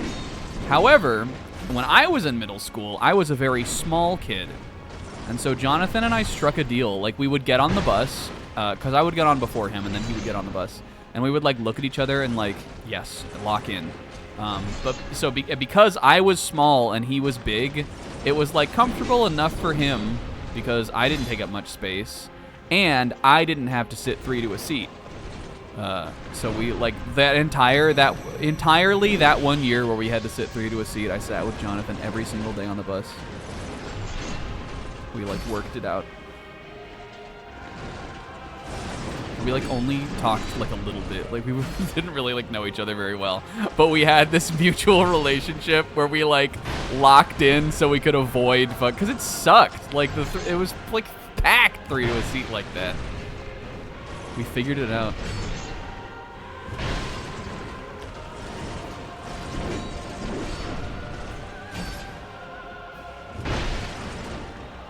We listened to Lonely. Akon.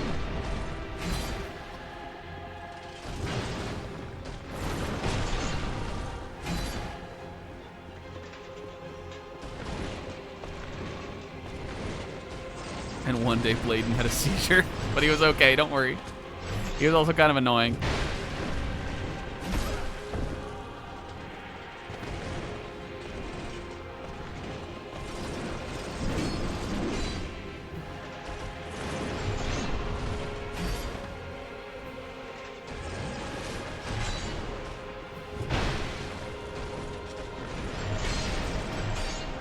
In middle school, I was very much like a hadn't, like, matured yet kid.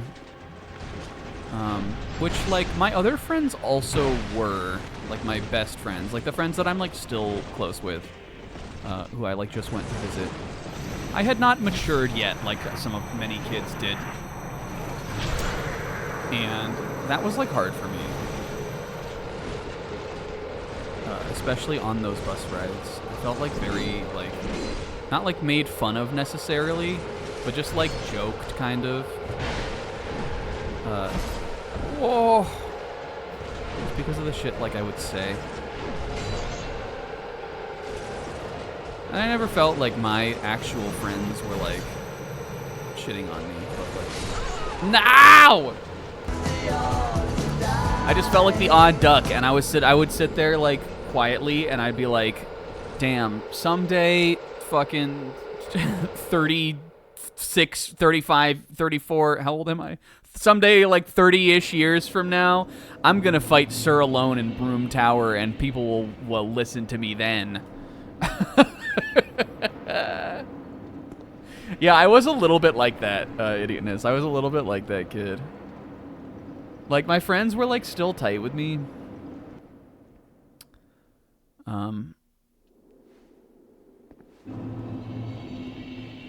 But I don't know, it was just weird. It was like with that awkward time because just like they were better at like being friends with the other kids on the bus than me. It was hard for me to make friends at that point.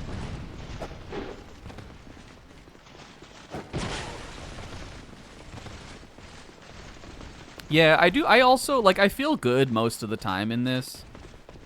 It's really just the big like the grab attack kind of sucks.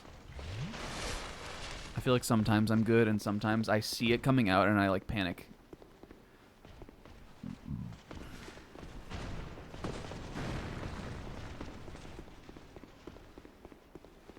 And you can't panic. And now I'm down here. Now I'm Mr. Lonely. I don't know how I got stuck on this. Lonely. Grill also, Rinslet. Or what is that song called? Is it just called Grill? Grills? Grill? You know the song. I feel like, have we talked about that song before? Didn't you also like that? Is Rinslet here awake still? That song was huge.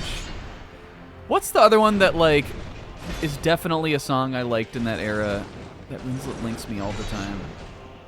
Fuck, what is that song? The Pop That Pussy one. Oh my god, that's driving me crazy. Why can't I think about it?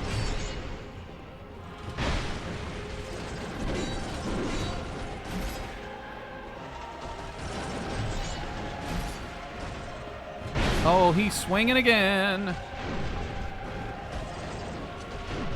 Low. Was it low? Lil Jon?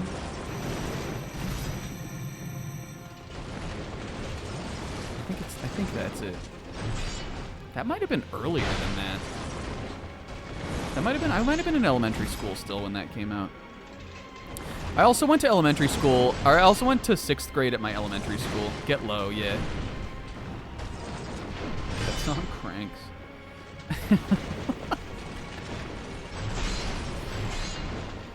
You're attacking again. I know you are.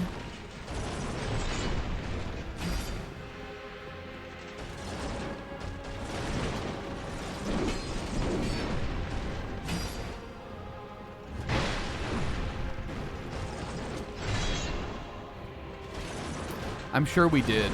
This is because Rinslet and I love that song.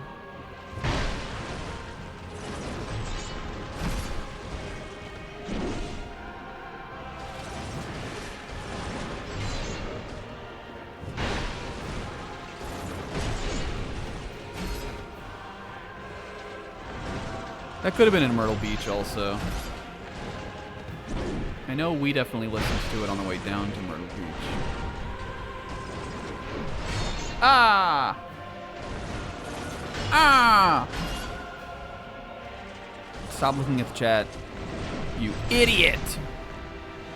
I'm doing it. You can't stop me! Well, he did. What else is on? Zebra House 30 looking? Wild thing to say. 6th or 7th grade and hearing about people being boyfriend and girlfriend and being like, that's well, no.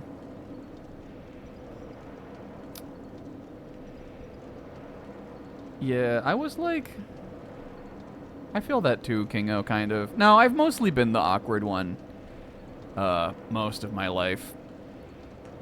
Except in, like, late high school and then into college, I, like, weaponized that. And I made it, like, I had figured out how to exist in that form.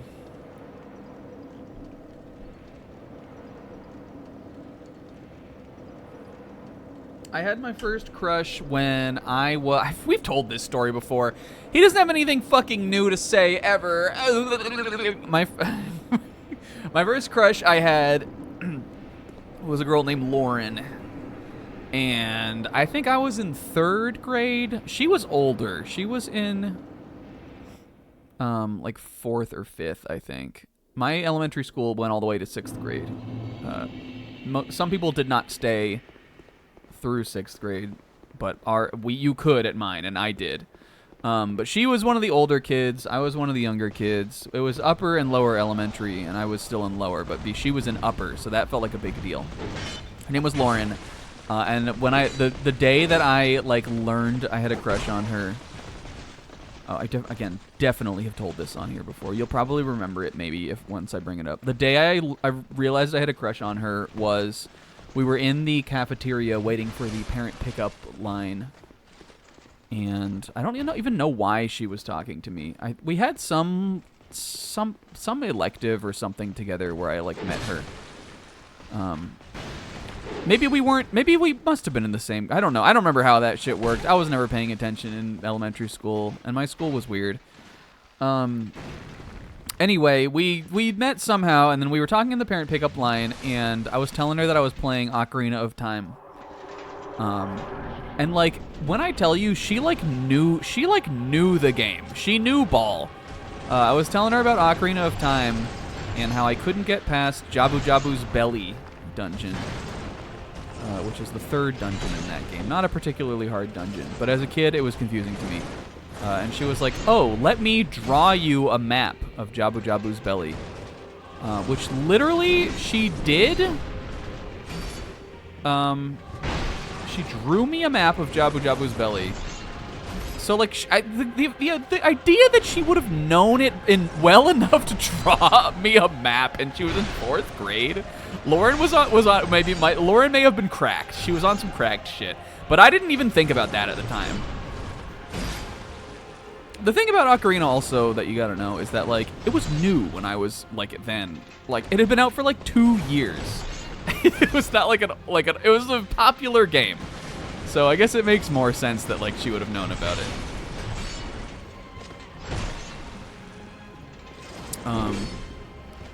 But she drew me a map for Jabu Jabu's belly. And we were like just making jokes, drawing little things. I was good at drawing back in the day. That was one of my charm points. So we were just like doing that. And then, guys, she was like, here, let me give you my phone number. So if you need any more help with Jabu Jabu's belly, you can call me and I'll help you. And I was like, oh, thanks, haha. And like, it was definitely like, I don't know, like, you know, there weren't cell phones yet. You know, we were kids. When you have a phone, when you have a house phone, your phone number, you give it out to your friends and stuff. Excuse me. That was how you talked. But I was like, yo. Lauren gave me her phone number so that so you're gonna help me get through Jabu Jabu's belly. And again, I kind of think like I don't think she had like a crush on me or anything. I think I was just like a little big-eared, teeth-missing, dorky little kid who clearly was out of his element on this Zelda dungeon. And she was just being nice, but that was the day that I caught feels.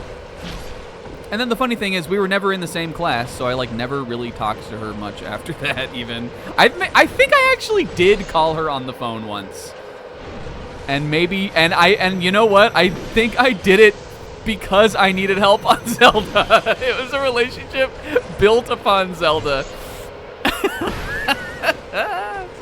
But that was my first crush. First ever crush.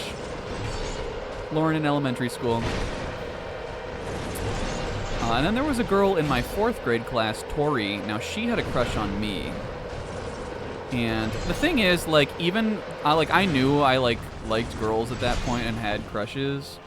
But I would never would have acted on them. I was too afraid of that to, like, ever do that. And Tori, like, once in class wrote me a note, and it was like your classic kid, like, do you like me, YN note, or like, I like you, please respond note. And I didn't know what to do. I think I like crumpled it up and put it in my little cubby under the desk. It scared me. I don't think I even said anything to her. And I think she was like, later she was like, did you read my note? And I was like, shrug, like, I was like, I don't know. I hope I will wake up tomorrow and this will have gone away. Because it's not that I like didn't like her, I just like, it wasn't about that. She was not the one.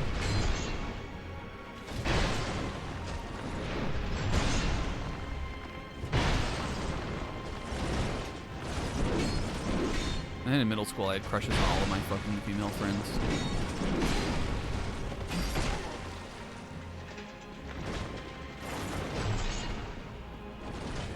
And in high school, I had crushes on all of my female friends.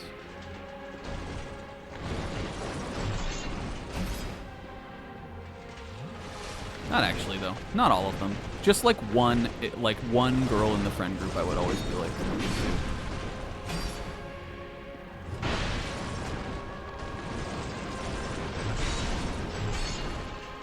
I know you're doing another attack. I know it.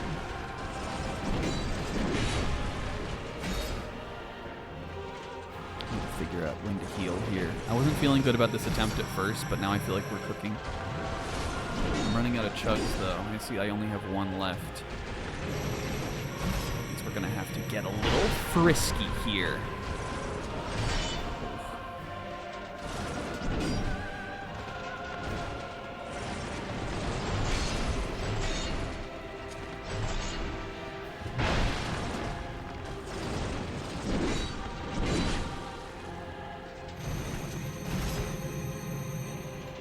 One more. If I get hit one more time.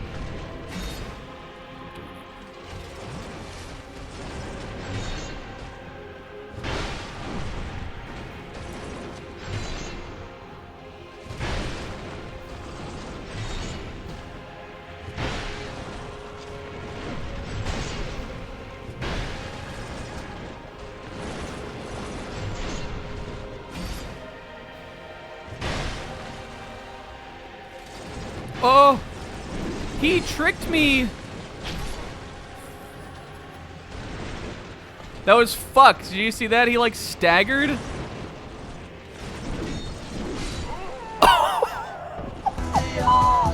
How can you be mad at that? How can you even be mad about that? What, are you alive? Did you see that? He knew I had no stamina and he had one hit left and he went like, ugh! And I was like, now is my chance! And he went, ha ha! You can't be mad about that. All right, what do we got going on in here?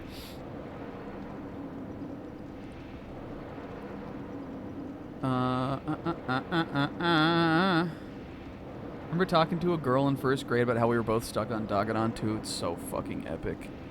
Elementary crush played Club Penguin. Hell yeah. Will didn't wear Abercrombie and Fitch. Chicken tendies didn't make him sick.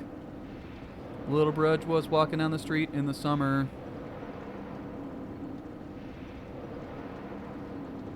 I like Brudge that wear Abercrombie and Fitch.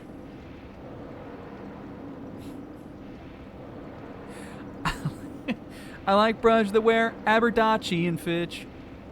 Abadachi and Fitch. There's something in there. She was a gamer.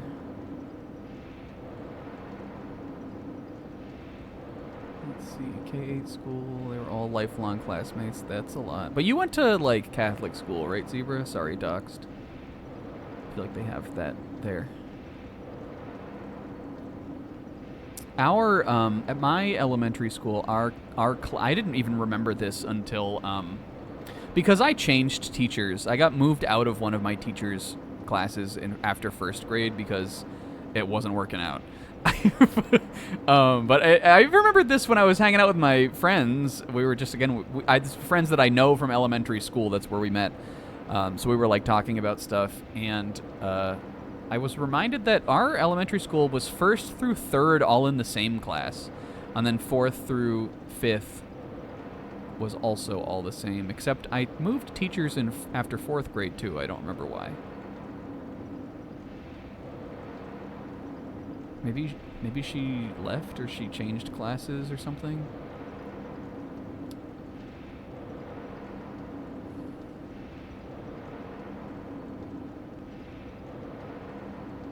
Lauren in elementary school. Pros, perfect recall for OOT dungeons. Cons, I hope she's doing okay. I hope she still likes Zelda. I hope Lauren wouldn't think poorly of me for not having played Tears of the Kingdom yet. I hope she still likes Zelda. I got called handsome by a girl in front of class once, and she was just saying it like a polite compliment, but we were all still young enough that everyone was like, ooh! That was always so fucking annoying. Later found out that my middle school crush is gay, and not that that had anything to do with it then, likely, but it did feel validating. Oldest friend switched schools to a fairly nearby school, near enough that I could hang out pretty easily with people there. Yeah, for sure. When the girls are new, that's big.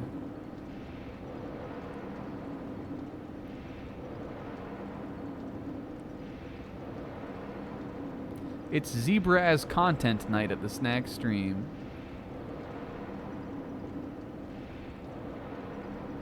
Yeah, in high school, I was very tunnel vision on crushes.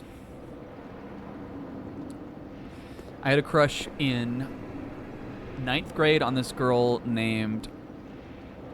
Oh my god, how... Like, I remember what her name was, but do I? Her name was... It was weird. Her name was... It wasn't... I was going to say Kyler a second ago, but no. Her name was Hyler. Hyler. I liked her because she was nice. I remember one night or one day at we were on we did the same club in high school, and and we like for whatever reason we were in a car, And I don't know why we were in a car, because who would have been fucking driving? It was probably her brother was like 2 years older, and he was also in the same club as we were. This is when I was a freshman in high school. And I remember we were in her car, and the reason we were in her car at all is because it was raining. We had like driven to like where we were doing practice, and we were waiting out the rain. And Hey There Delilah Plain White Tees came on. And I remember in that moment being like, dang, man, like, this is like, I'm in high school now. Plain White Tees on the radio. Hey There Delilah. Hyler. She was a nice girl. That song sucks, but in the moment it hit. It was new then. And then really after that, like, my only real crush that I like really zeroed in on, we actually did end up dating in high school. Her name was Morgan. And I liked her because she was nice. Hey, hello, is my circle button broken? But I was into her for like 2 years before we like got together, and then we were only together for like 6-ish months, I think. But it was like a high school relationship.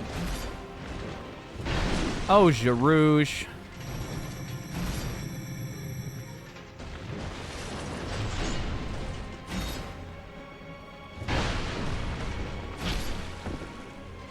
I remember when that girl Hyler got her... Hyler? Is that really right?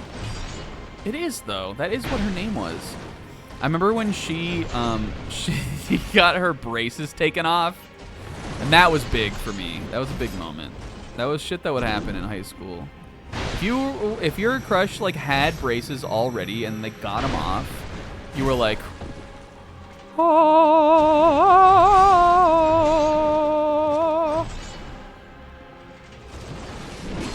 I remember I was visiting with my friend Robert, iconic Robert, who we met when we lived in Florida, but then I moved iconically to the snack floor. But I would still go visit him, and I remember we would take these like long walks and like talk about just like life stuff. And I remember like telling him about that, and I was like, he was like, is there anybody you like? And I was like, yeah, this girl in high school. And we were just like talking. I don't remember how it came up, but I was like, yeah, she like just got her braces off, and Robert was like, dude, he was like, yeah, man, that's real. I specifically remember telling him that in like one of our like catch-ups. We were talking about life and walking around the neighborhood at like 2 in the morning. Probably wasn't that late. We were pretty young. It was probably like 11. He was like, oh man, that'll do it. Oh, George. Oh, we've got him pretty low, actually. Ooh. Oh, that didn't feel like it was going to happen. I think his animation stopped short.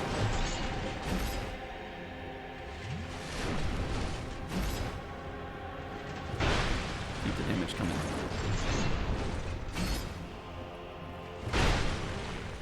That's it. Look, he tricked me last time. Don't get hubris. Come on, snack. Don't make people watch this again.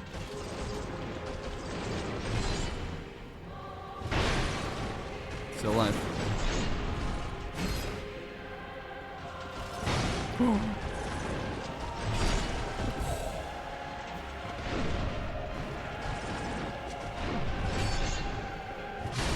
Well fought, sir.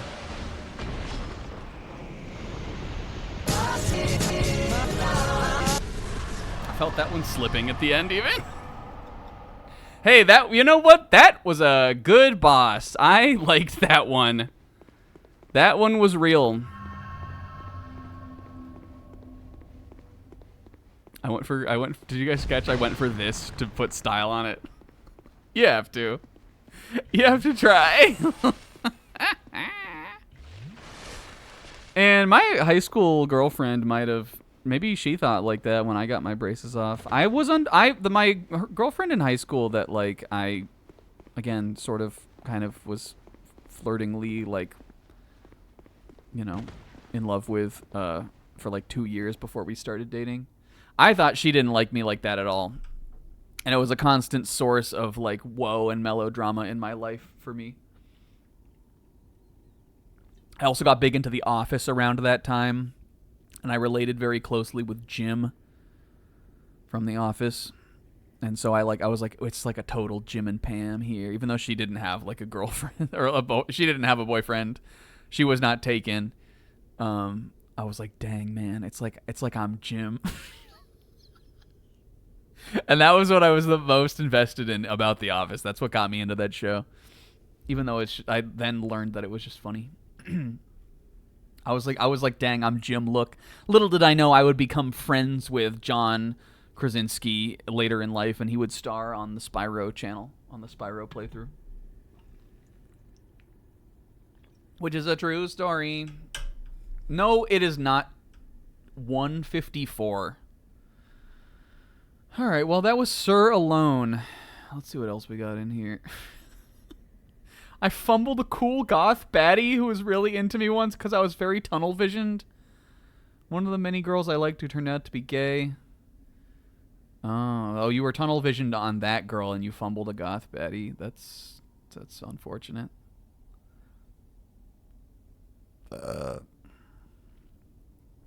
One thing I will say about myself though is that I have standards. Not saying anybody else here who like doesn't have standards. Actually, is that really true? I think of myself as like I'm not trying to say this in like a petty or like sexist kind of way, but just like I think it's important to have standards.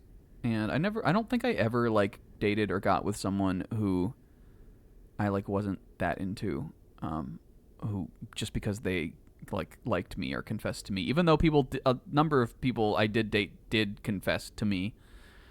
And I think one of them, my like first girlfriend in college, I think I kind of gaslit myself into liking her more than I did. When I like started college, there was another girl in our like same friend group that I liked a lot more. But that was just like a very fast, like over and done with kind of crush thing. And then this other girl was like right there also. And I think I kind of like tricked myself into liking her more than I did. But I like did at the time I thought I liked her.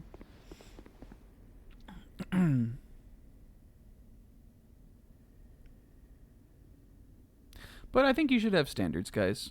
Fellas, ladies, anyone in between or otherwise out there, have standards for yourself.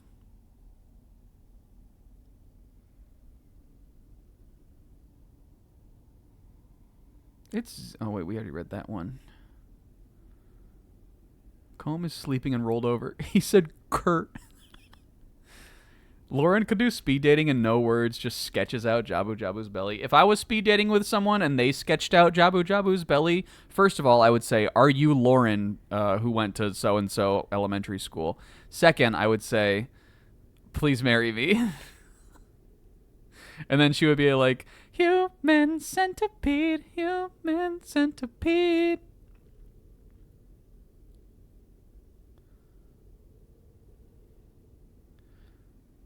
I think that's a red flag. I don't want to get stabbed. I don't know. I turned it into like Kyoshika. Unironically.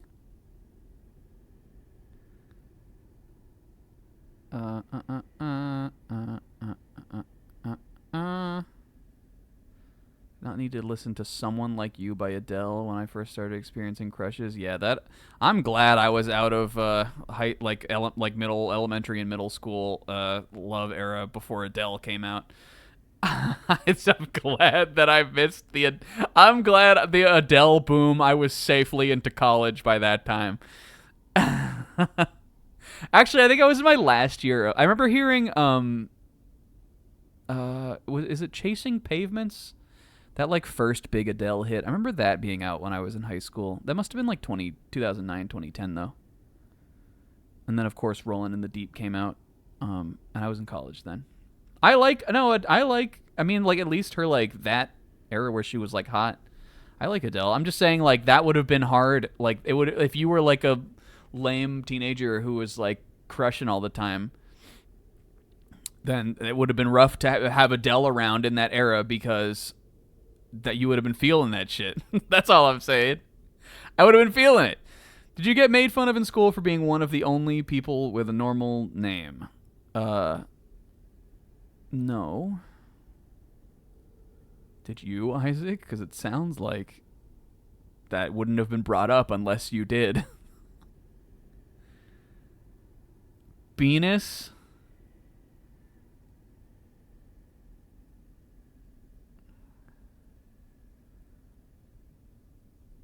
Dude, I had braces for so long. I had braces for like years. I had got braces when I was in 5th grade, I think, and I got them off in like 10th. I had them on for like 5 years. I had the whole shebang too. The palate expander, the chain fucking shit. There was like at one point there was a chain in my mouth to pull my teeth down. I had them for so long. I had the little key. The palate expander when I was at least back when I had them, it had like a little key thing that you would like crank, and like the like mechanism for it was like across the roof of your mouth. She was wild. And I just like adapted also. I was like, all right, whatever, man. Bring my little baggie of rubber bands with me. Bring some floss and shit to school. If you do the fight without getting hurt, Sir alone will do a special death animation where he commits seppuku. That's sick. That was a cool guy. Would you tell him that story if he came on the show? John? Definitely.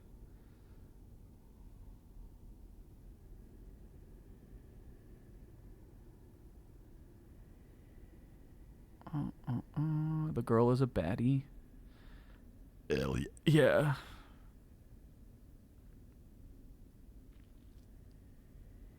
Will. Some of these songs suck. I don't like that Give Me a Reason song with... Is it Pink and the guy from Fun? What's that guy's name? I had a Fun phase. I had a Nate Russ. I don't know how to say it. I had a Fun phase when I was in college before he went like mainstream. The like first Fun album, or maybe 2 albums, were like indie pop. I liked them, and I liked Passion Pit, and I liked MGMT. Vampire Weekend, I dabbled.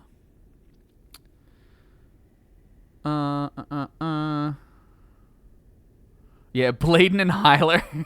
They were weird names.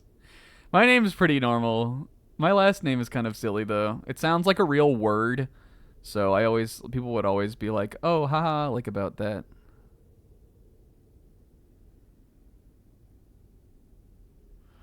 Yeah, at the tail end of my senior year, there was a girl I became really close friends with. We very much clicked on like our sense of humor and stuff.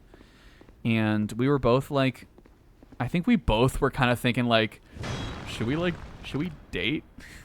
But even then I had the foresight to be like, well, I know both of us are going away to school.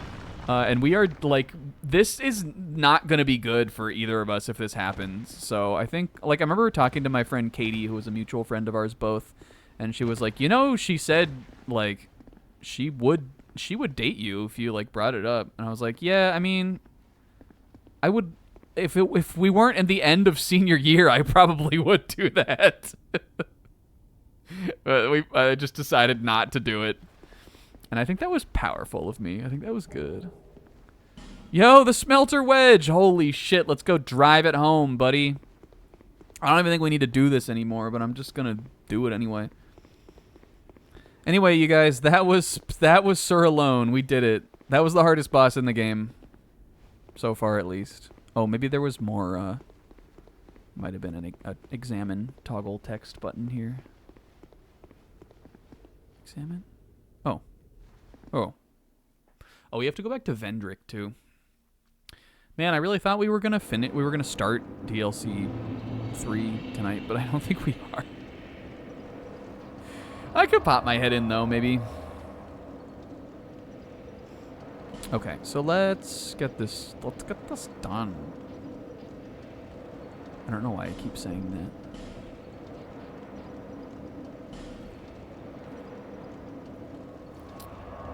Maybe I should go cash in my shit first.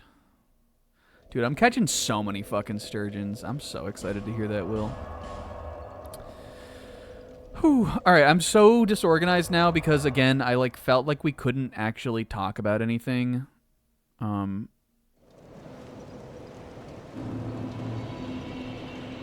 Because I kept having to, like, cut it short to lock in on those attempts.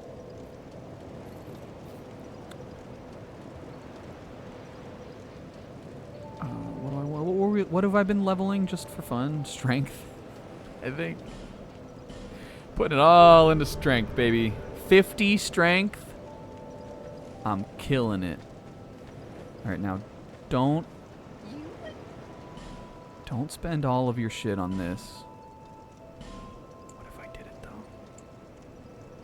I mean, we could, I guess.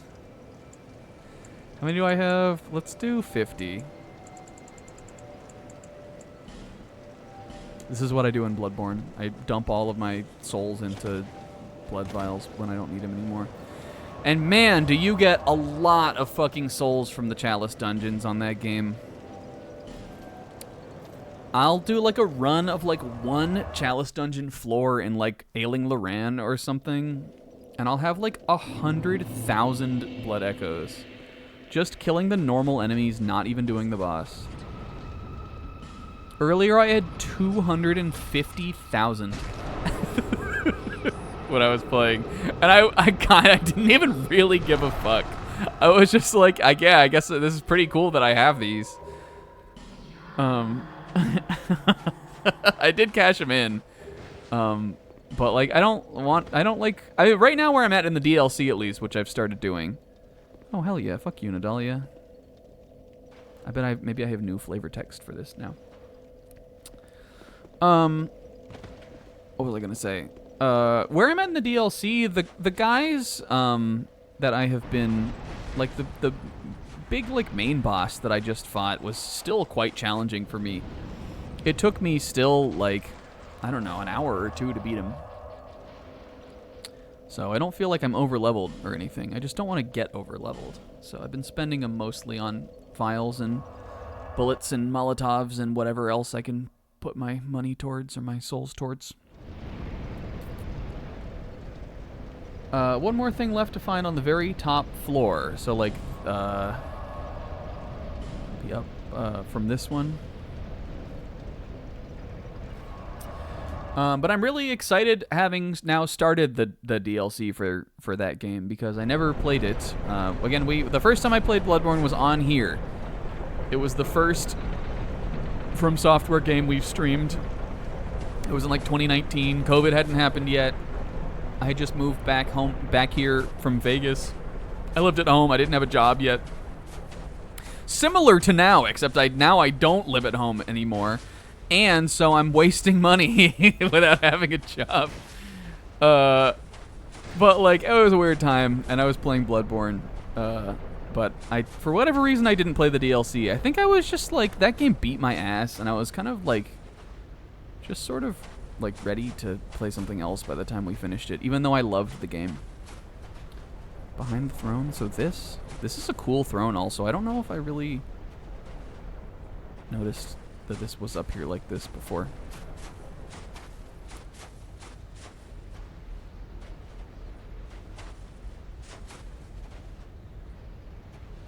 Like this is?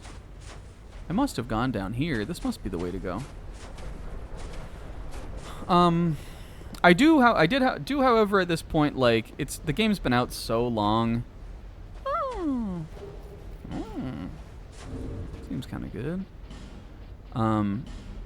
That I like know who the DLC bosses are and like all of that with the game.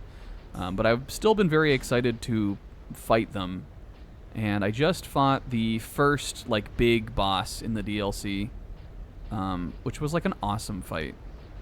I think what I liked about it, this is the boss in the like blood chapel, the like first big boss I guess he's really the first boss, the only boss you can fight first in the DLC.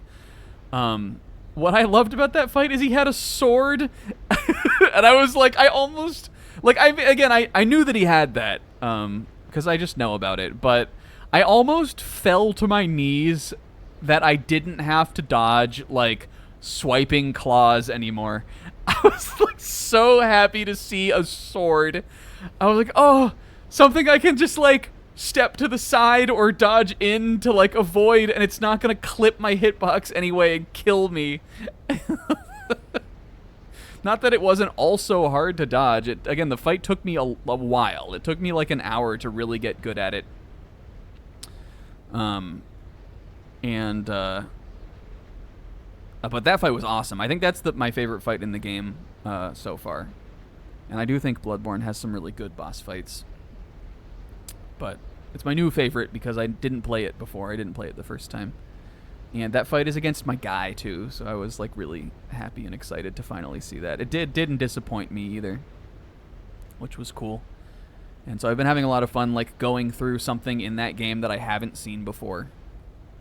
Because I think I'm coming up upon the second boss. There's 3 main bosses, I know. I think I'm coming up on the second one, and then after that, you go into a totally different area. And I gotta tell you guys, that, like, last area, I am afraid of that. I've heard the stories. I know that there are some problematic monsters in that area. Some people say that the hardest thing in that DLC is, like, a fight you do against 2 of these big, like, creature guys. I'm so scared of that. I'm horrified of fighting the end boss of that area. I'm excited to see it, but I just know it's gonna take me forever. And I just know Zebra's gonna beat it in, like, 3 tries or something crazy. Because Zebra keeps first trying these bosses that I think are really hard.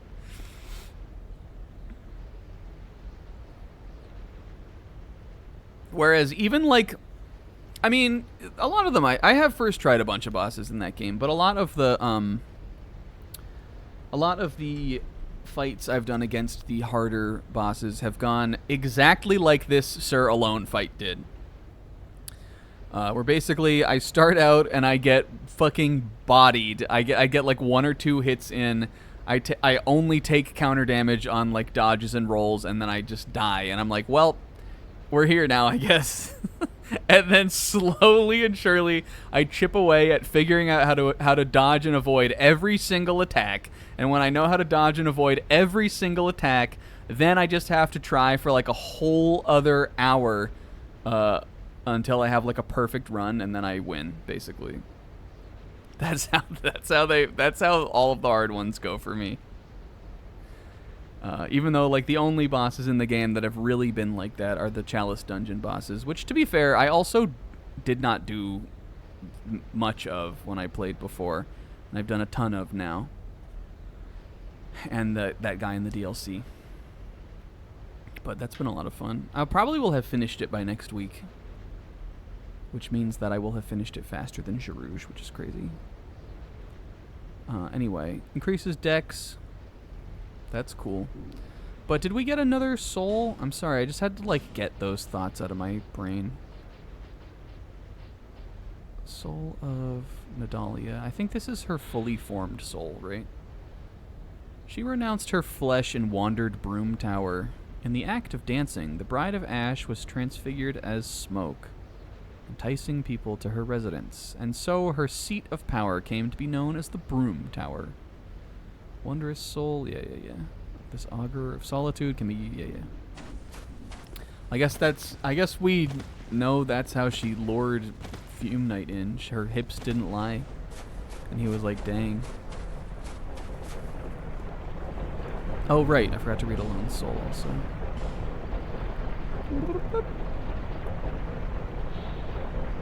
He served the old Iron King. Isn't Alone like a kingdom though? Maybe this is the kingdom.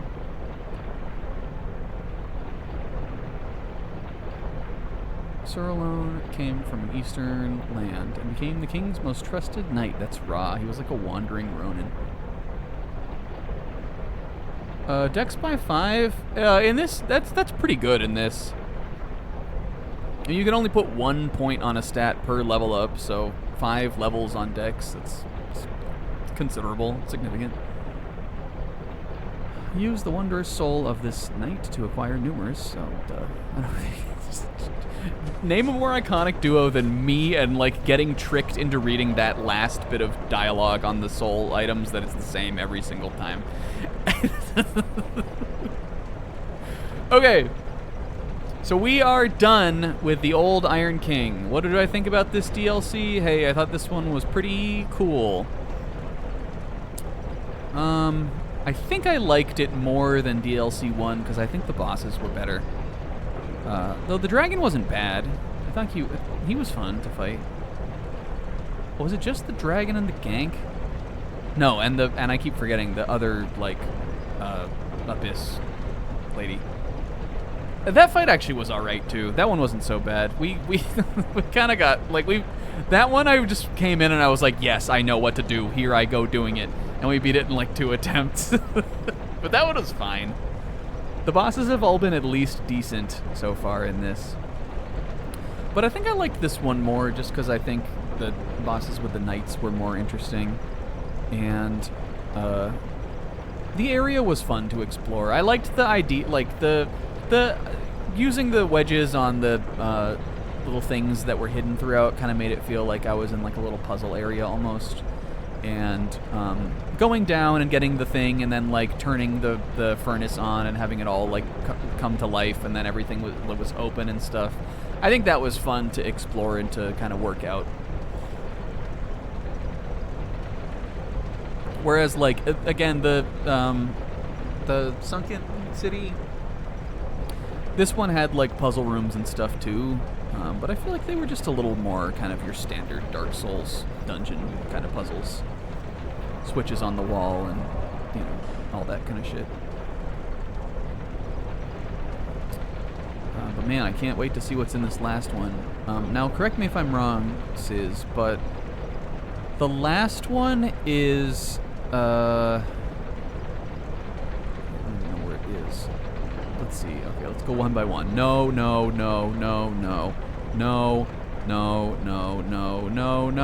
Here we go. The last one is in here, right? I think I can get to it from this. And then it's like you go up the stairs and out the back, and then it's like off to the left, isn't it? I remember seeing it. Unless, because didn't we need Vendrick's like ring or something to open that door, and then there was all this in there? Or am I thinking of something else? I may be mixing up like how you get to the Aldia's keep. I might be mixing it up with that. Oh, should we go see Vendrick with the crown also? Wasn't there additional dialogue for those? Should I do that now? I'm sure we'll find a bonfire. We can do it at the end. Out of my way, stink rats. This dude looked like he had sweat under his man nipples. Wrong way. Fuck. I saw him and I was like, guy sweat. Oh my god, what the fuck was that? Does your guys' Discord ever do that where like it'll send off like 15 notifications at once?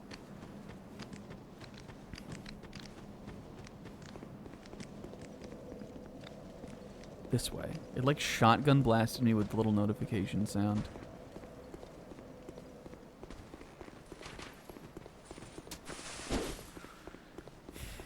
Let's see. That boss like totally threw my whole this off. These guys are also from Alone, aren't they? They have the same helmet type too. I think they are. I remember like first hearing that term in this like woods area. Not you.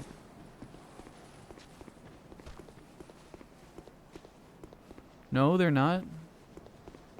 Where were they from? Oh, here we go. Oh, the Shrine of Winter. Oh my god, it's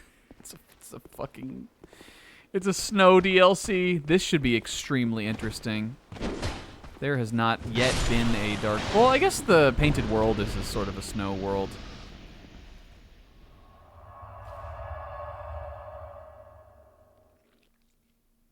You're sure? I feel like I think I remember those guys were, but maybe I'm just misremembering.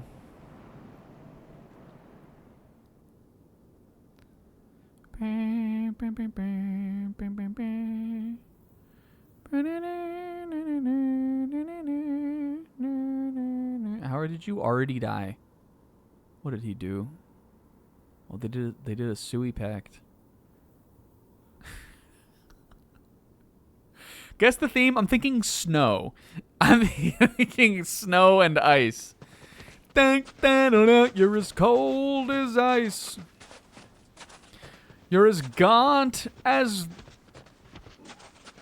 ice. Oh, Jarouge. Oh, wait, we need to change back to Guy Jarouge, too. Let's get to the... I'm sure there's a bonfire in here.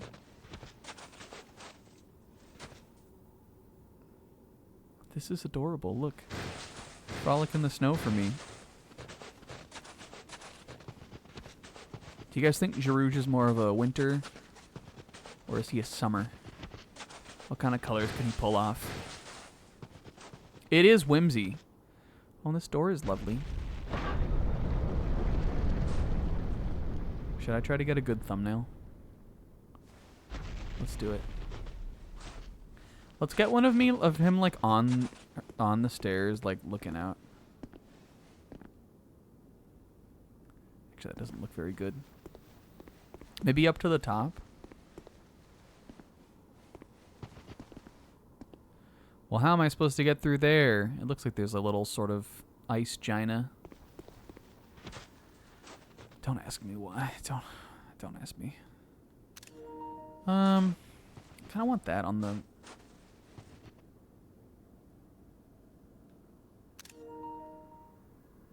I mean, as realistically, is my thumbnail not going to be alone? That's what we did this week. Future Snack, if you're looking for thumbnails in here, just don't. Just make it alone, like with me up on the sword in that grab. That's what happened on this one. We'll make it like a beautiful vista of this snow area for next week's thumbnail.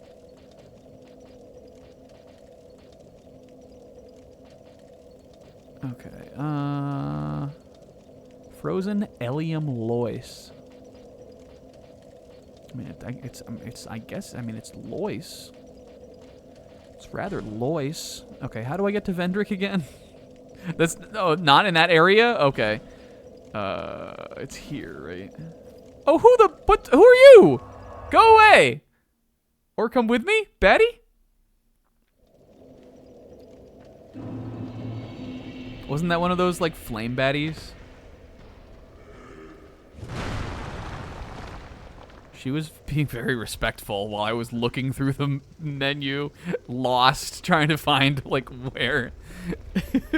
She just got her braces removed. Jarouge piecing out of there and, like, just pogging at the last second because we realized.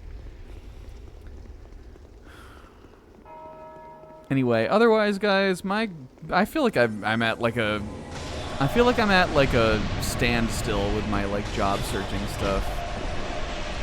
Just because I've been, like, putting in applications and just not getting any results, really. And realistically, I probably will give it maybe, like, another week or two. Until I, like... kind of start,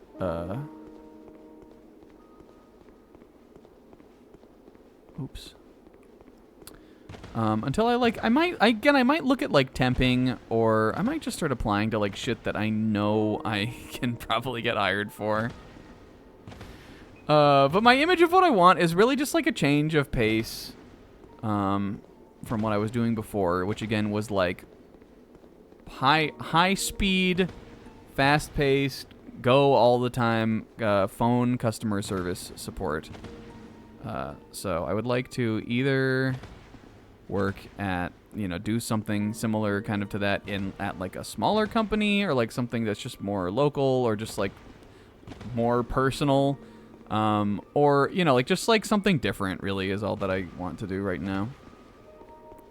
I really don't like work is the thing that I think I've made peace with in my adulthood. Work is for the birds, I think. But again, I've made peace with it, so I think I'm just like looking to try something different. And realistically, I would like it to be a little chiller. But at the same time, I need to like make a certain amount of money too, so you know that's part of it also. But not like a specific field that I'm super interested in. Though I have been applying to a lot of like HR, customer service, kind of similar things, but not quite what I was doing before. And then sometimes if I just see something that looks fun, I'll just put in an application for it for the hell of it. Put in a lot of jobs with the city for different various things. But nothing like I've been like super focusing on. I have put in some jobs for that are like mental health positions, which is what my background is in. But I also don't really want to do like the same kind of work I was doing in that before. Also, because in a way, I sort of never want to go back to that. But I have put some applications in and kind of had my feelers open for a position like that. But at least where I'm from, I'm like, I have a degree. I have a ton of continuous work experience in like some pretty flexible fields. Give me an interview. I'm good at interviews. That's kind of how I feel. I'm like, I feel like I have a number of positive attributes. It's just like hard out there, kind of. All right, let's go see Venny, who's struggling possibly even more than I am.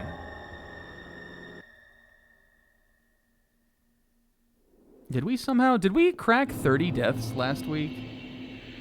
I feel like somehow we died more last week than we even did this time. How do I do this? Do I have to put on the crown? Iron King. Hello. I'm Jarouge. God, this crown is so fucking ugly. Seeker of fire, I see you've subdued another foul creature. One of the father of the abyss spawn. That confounded quintessence of humanity. The abyss once had form, but then dissipated. And yet, traces of its existence endured. Each fragment, thirsting for power, spread dark with no relent. My dear Chandra was one such fragment. He still would never say anything bad about her. That thirsted for power more than any other. Driven by insatiable lust for a worthy vessel. Also, he called her Chandra, like short for her full name, Nishandra. That's adorable. He loved her. Fire came to be and rid disparity. Heat and cold, life and death, light and dark.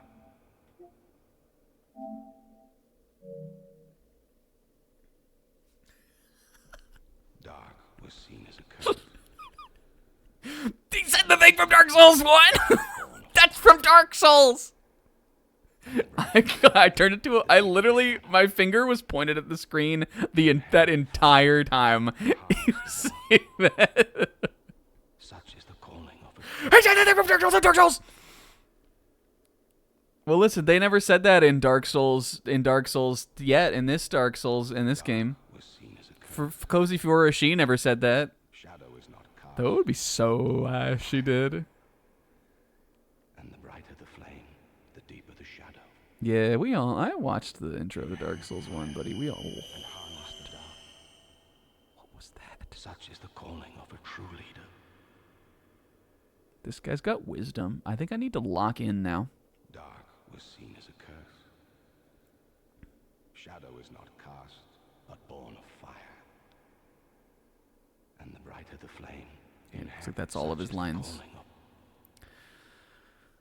I don't know what those really had to do with the old Iron King, except that I guess it's just more kind of Vendrick's thoughts about what happened. And of course, you know, that like that another one of those fragments of the abyss was in that one too, as I imagine there will be in this one also. I like the odd one out when it comes to this series. The face modeling on Vendrick is actually quite good, I think. That's probably helped by Scholar of the First Sin being an update. But he looks good. Most of the Dark Souls characters, even the important ones, look like shit.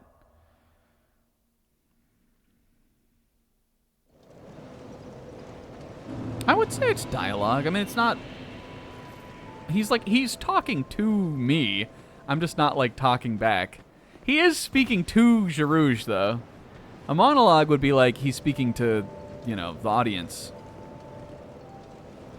I'm busting Zebra's ass.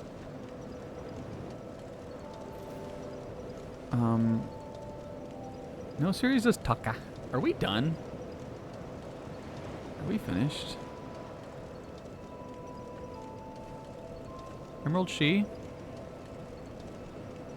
I think after he heard, after Jarouge... Oh, we need to change back. I'm sorry, I know we all loved Femme Jarouge, but her time with us, sadly, was meant just for the Iron Keep. We're switching back to stupid old, crusty-ass, dumbass-looking old normal Jarouge. Guys, I've got one last topic of convo for you, which is of pertinent relevance to myself. The actors who will portray the 4 members of the Fab Four, the Beatles, have been revealed for the 4 Beatles biopics that are supposedly coming out. Are they? I actually don't remember. Are they coming out this year? Aren't they all coming out like one after the other, or are they coming out at the same time? 2028, that's right. I know, like, I remember when they got announced, like, a year-ish or so ago, and that's what I thought, too, that they were all supposed to be in theaters, like, at or roughly the same time, which sounds insane to me. They're 4 entire full-length movies, each focusing on a different Beatle that is sort of together going to tell the whole story of the band's career. Which is, like, a band that has such a career that, like, it's a feasible idea. Like, you could do that. The Beatle eras are second only, maybe, to Taylor's eras, personally. Like, they have very set, distinct eras that they, like, went through. That was a joke. They like, went through their career. But the actors have been revealed. I think from the, like, single still screenshots they showed, 3 of the 4 of them look good. I think that the John guy, I don't remember. You'll have to excuse me. I don't remember any of their names. But actually, I remember Ringo's is I think Barry Keoghan. Keoghan. I think it's Keegan. John's the picture of him is the worst picture, I think. But I think he looks very close. They kind of have him in the, like, White Album, like, you know, like denim jacket, long but not like mega long hair without the beard era John, which I imagine means that his movie is going to be that era, which makes sense because that is when he met Yoko. So if they're going to do a John movie, they're probably going to have Yoko in it as an important character, and that makes sense for that to be the era for his movie. But I think he looks good, except the picture, it's kind of hard to exactly tell how close he looks. The picture for Paul's actor, I think looked... I saw a lot of people saying that when it was, like, blurrier, when the picture was lower res, people were like, oh man, like, he looks so much like Paul. And then the higher res ones came out, and they were like, and I do think he looks a little old, and it looks very much like his era is going to be the, like, Beatlemania, like, starting out era. Well, actually, those are 2 different eras. It's unclear, because it looks like he's maybe, like, playing in the Cavern Club. So, like, that would be, like, pre-Beatlemania. But none of the other ones looked like they were Beatlemania era, so I imagine that Paul's movie is that. which makes sense also. I think he makes sense as a character to follow through that one. Anyway, I think he looks good too. I think Paul and John look very close to their actual, like, real world likenesses. The actor for Ringo, I don't think he has a very weird looking face. He kind of looks like he got stung by bees. And he doesn't really look too much like Ringo, except that I think he's got the spirit. Like, looking at his face, I'm like, yeah, he must have had gotten some kind of work done or something. Looking at his face, I'm like, he doesn't look that much like Ringo Starr, but he looks weird, and so did Ringo Starr. So I get it still. I think he's a good cast to play that character, as long as he can kind of get the like mannerisms and the like malapropisms and the voice and everything right. Ringo's movie I am the most confused by, because in the screenshot he's wearing like a polka dot like tie kind of thing, which makes me think like psychedelic era. But if you know the Beatles, you know that like Ringo like sat in the studio and like waited around for his like 20 minutes where he had to put his drum fill down, and then that was it, while like Paul and John like fiddled with tape loops and shit in the psychedelic era. Like, he didn't do anything in that era. So why would they like it can't be, right? Like, the Ringo movie has to be something else. Where I would think that it would I have no idea. I think he should be the Beatlemania one, honestly. But I feel like they probably want to save that like iconic era for like a frontliner Beatle. But if you're putting Ringo in like the back half, I don't know what the movie's going to be about. So I don't know about that. I mean, the earliest one would be interesting too, because that would have been like he would have just joined the band. So you know, that maybe that would be an interesting story to tell. I don't know what they're going to do with the Ringo movie. Somehow I feel like that will be the most seen one, though, especially if these end up being bad. And then the George actor, it looks like they're going for end of the Beatles for George. Which, again, I think makes perfect sense. Because that's the era where he was really kind of coming into his own as a songwriter. And there was all that friction, which is in Get Back and all that shit being told. If you're going to do a George movie like that in the Beatles' timeline career, that makes the most sense, I think, to do. India era would be good, too, but it seems like that will be John. But maybe I'm reading it too much into what they're wearing in these screenshots. And the actor for George, I don't think he looks anything like George Harrison. He looks more like George Harrison than this guy does. But that's just not saying much. This is Jarouge. But I think unless he really looks different at like different angles, I just don't think his face doesn't look right. George had just such this like baby girl face, kind of, that he looks like too like rugged almost. Like, he just does not look soft enough to be George Harrison, I think. George Harrison, I'm not trying to be like sexist or like weird about like gender or anything, but George Harrison I always felt looks very like womanly to me. I saw a post once that was like 4 pictures of like 4 black and white photos of George like smiling, and the caption was he looks like the dead wife who he looks like the wife who died at the beginning of a movie, and this only like, and the husband looks at her in his photographs, and I was like, that's exactly what he looks like. So I just think I don't know. I don't have faith in the casting. I think he has like long hair, which George did have in that era, but I don't think he's got the essence. Unlike the Ringo guy, who I think looks like he's got kind of the quirky essence. But anyway, those came out. There's been a bunch of funny memes among like Beatle people about just about all of that shit. But I don't know. Those movies can't come out fast enough. even if they're bad, I'm very interested in seeing like what is the deal with that project. Yeah, like the George, like the photos and stuff they did for like Abbey Road George, where he had, again, similar kind of to John. He had the really long hair and he had the beard. He is a little like rougher looking there, and like All Things Must Pass is like the same look for him, kind of. But I don't know. I just like I don't think this guy like looks like he's got it, kind of. But maybe I'll be surprised. 4 Beatle biopics all in theaters at the same time.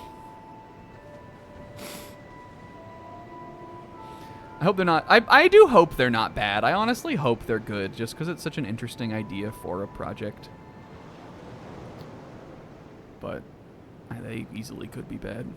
Yeah, sell tickets to all 4 of them at once at a discounted rate and make people lock in for a 2-day event. I think if like when they come out, I'm probably I will probably see them in order. Is what I imagine myself doing. I imagine that's probably maybe what most people will do. Seeing them like in chronological order. But I don't know, cool idea. Anyway, you wanna know what's another cool idea? Takanashi.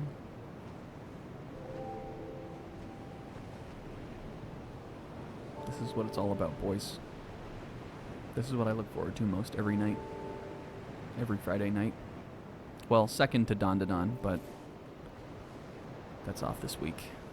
Hats off this week to you. Hello again. Kozushi. How have you been? Oh, I just beat a hard boss, but I did it for you. I did it all in honor of she. I finally tracked down my teacher. Yes, that's so good. But I've decided to keep at it alone. Oh, I need to see what I can achieve by myself. that's important. I'm doing that too. I'm excited about putting in my job applications now again because of you. Because you inspired me. Master Carillion and I are from Malphia to the south. A land lush with sorcery and pirates. I bet it was so lush. Master Carillion polished his art at one of our renowned magic Carillion academies. check. But he argued that the academies were terrible places to learn magic. That's his head. This quite angered Master Glocken, my previous teacher. Oh, yeah? You always tell the best stories about Master Glocken, Fiora. Sounds beautiful. That's so beautiful. Once Master Carillion spoke excitedly of this land. He made talk of the remnants of some great power and the deep abyss that surrounds it. He couldn't wait for Dark Souls 2 to come out. I tried to ask more, No. but he didn't seem to hear. He read the reviews. I'll never be good enough. It's okay. will I? Even if other people don't love you, I do. And I know this game is good, Fiora. It was a perilous trek across the mountains. I faced the most frightful things. Hueves, wait. A number of times I nearly died. Ski hug. Okay, thank you, Fiora. Be Bye. safe. Thank you. You as well, my queen. What button is it on this? Take me to church.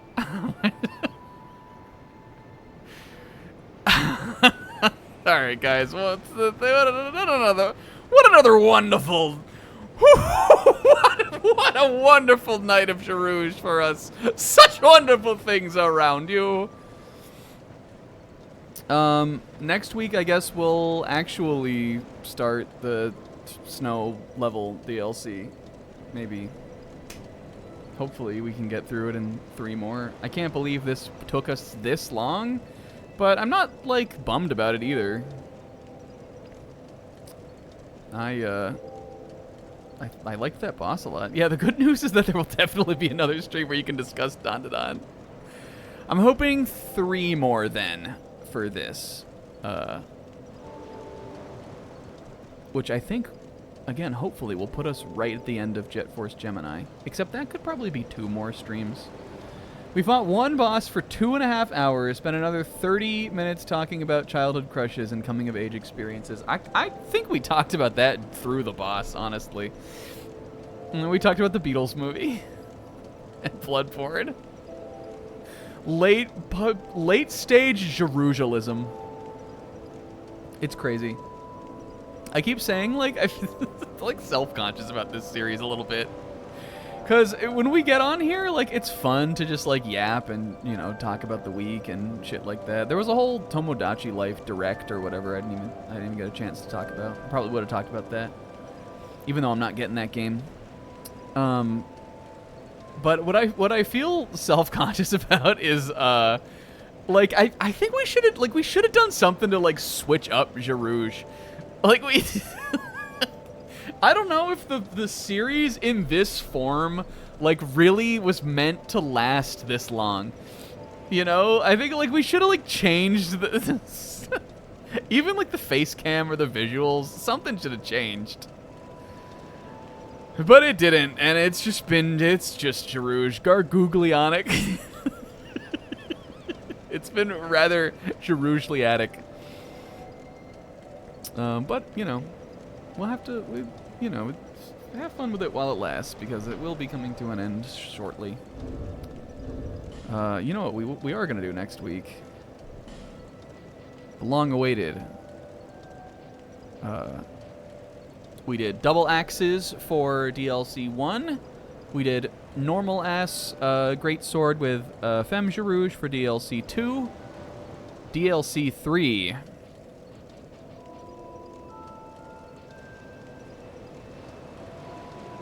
It's finally time. Oh, that's not the right way to do that. It's finally time to push the idea of the Guts sword to its final form. Ladies and gentlemen, double Guts.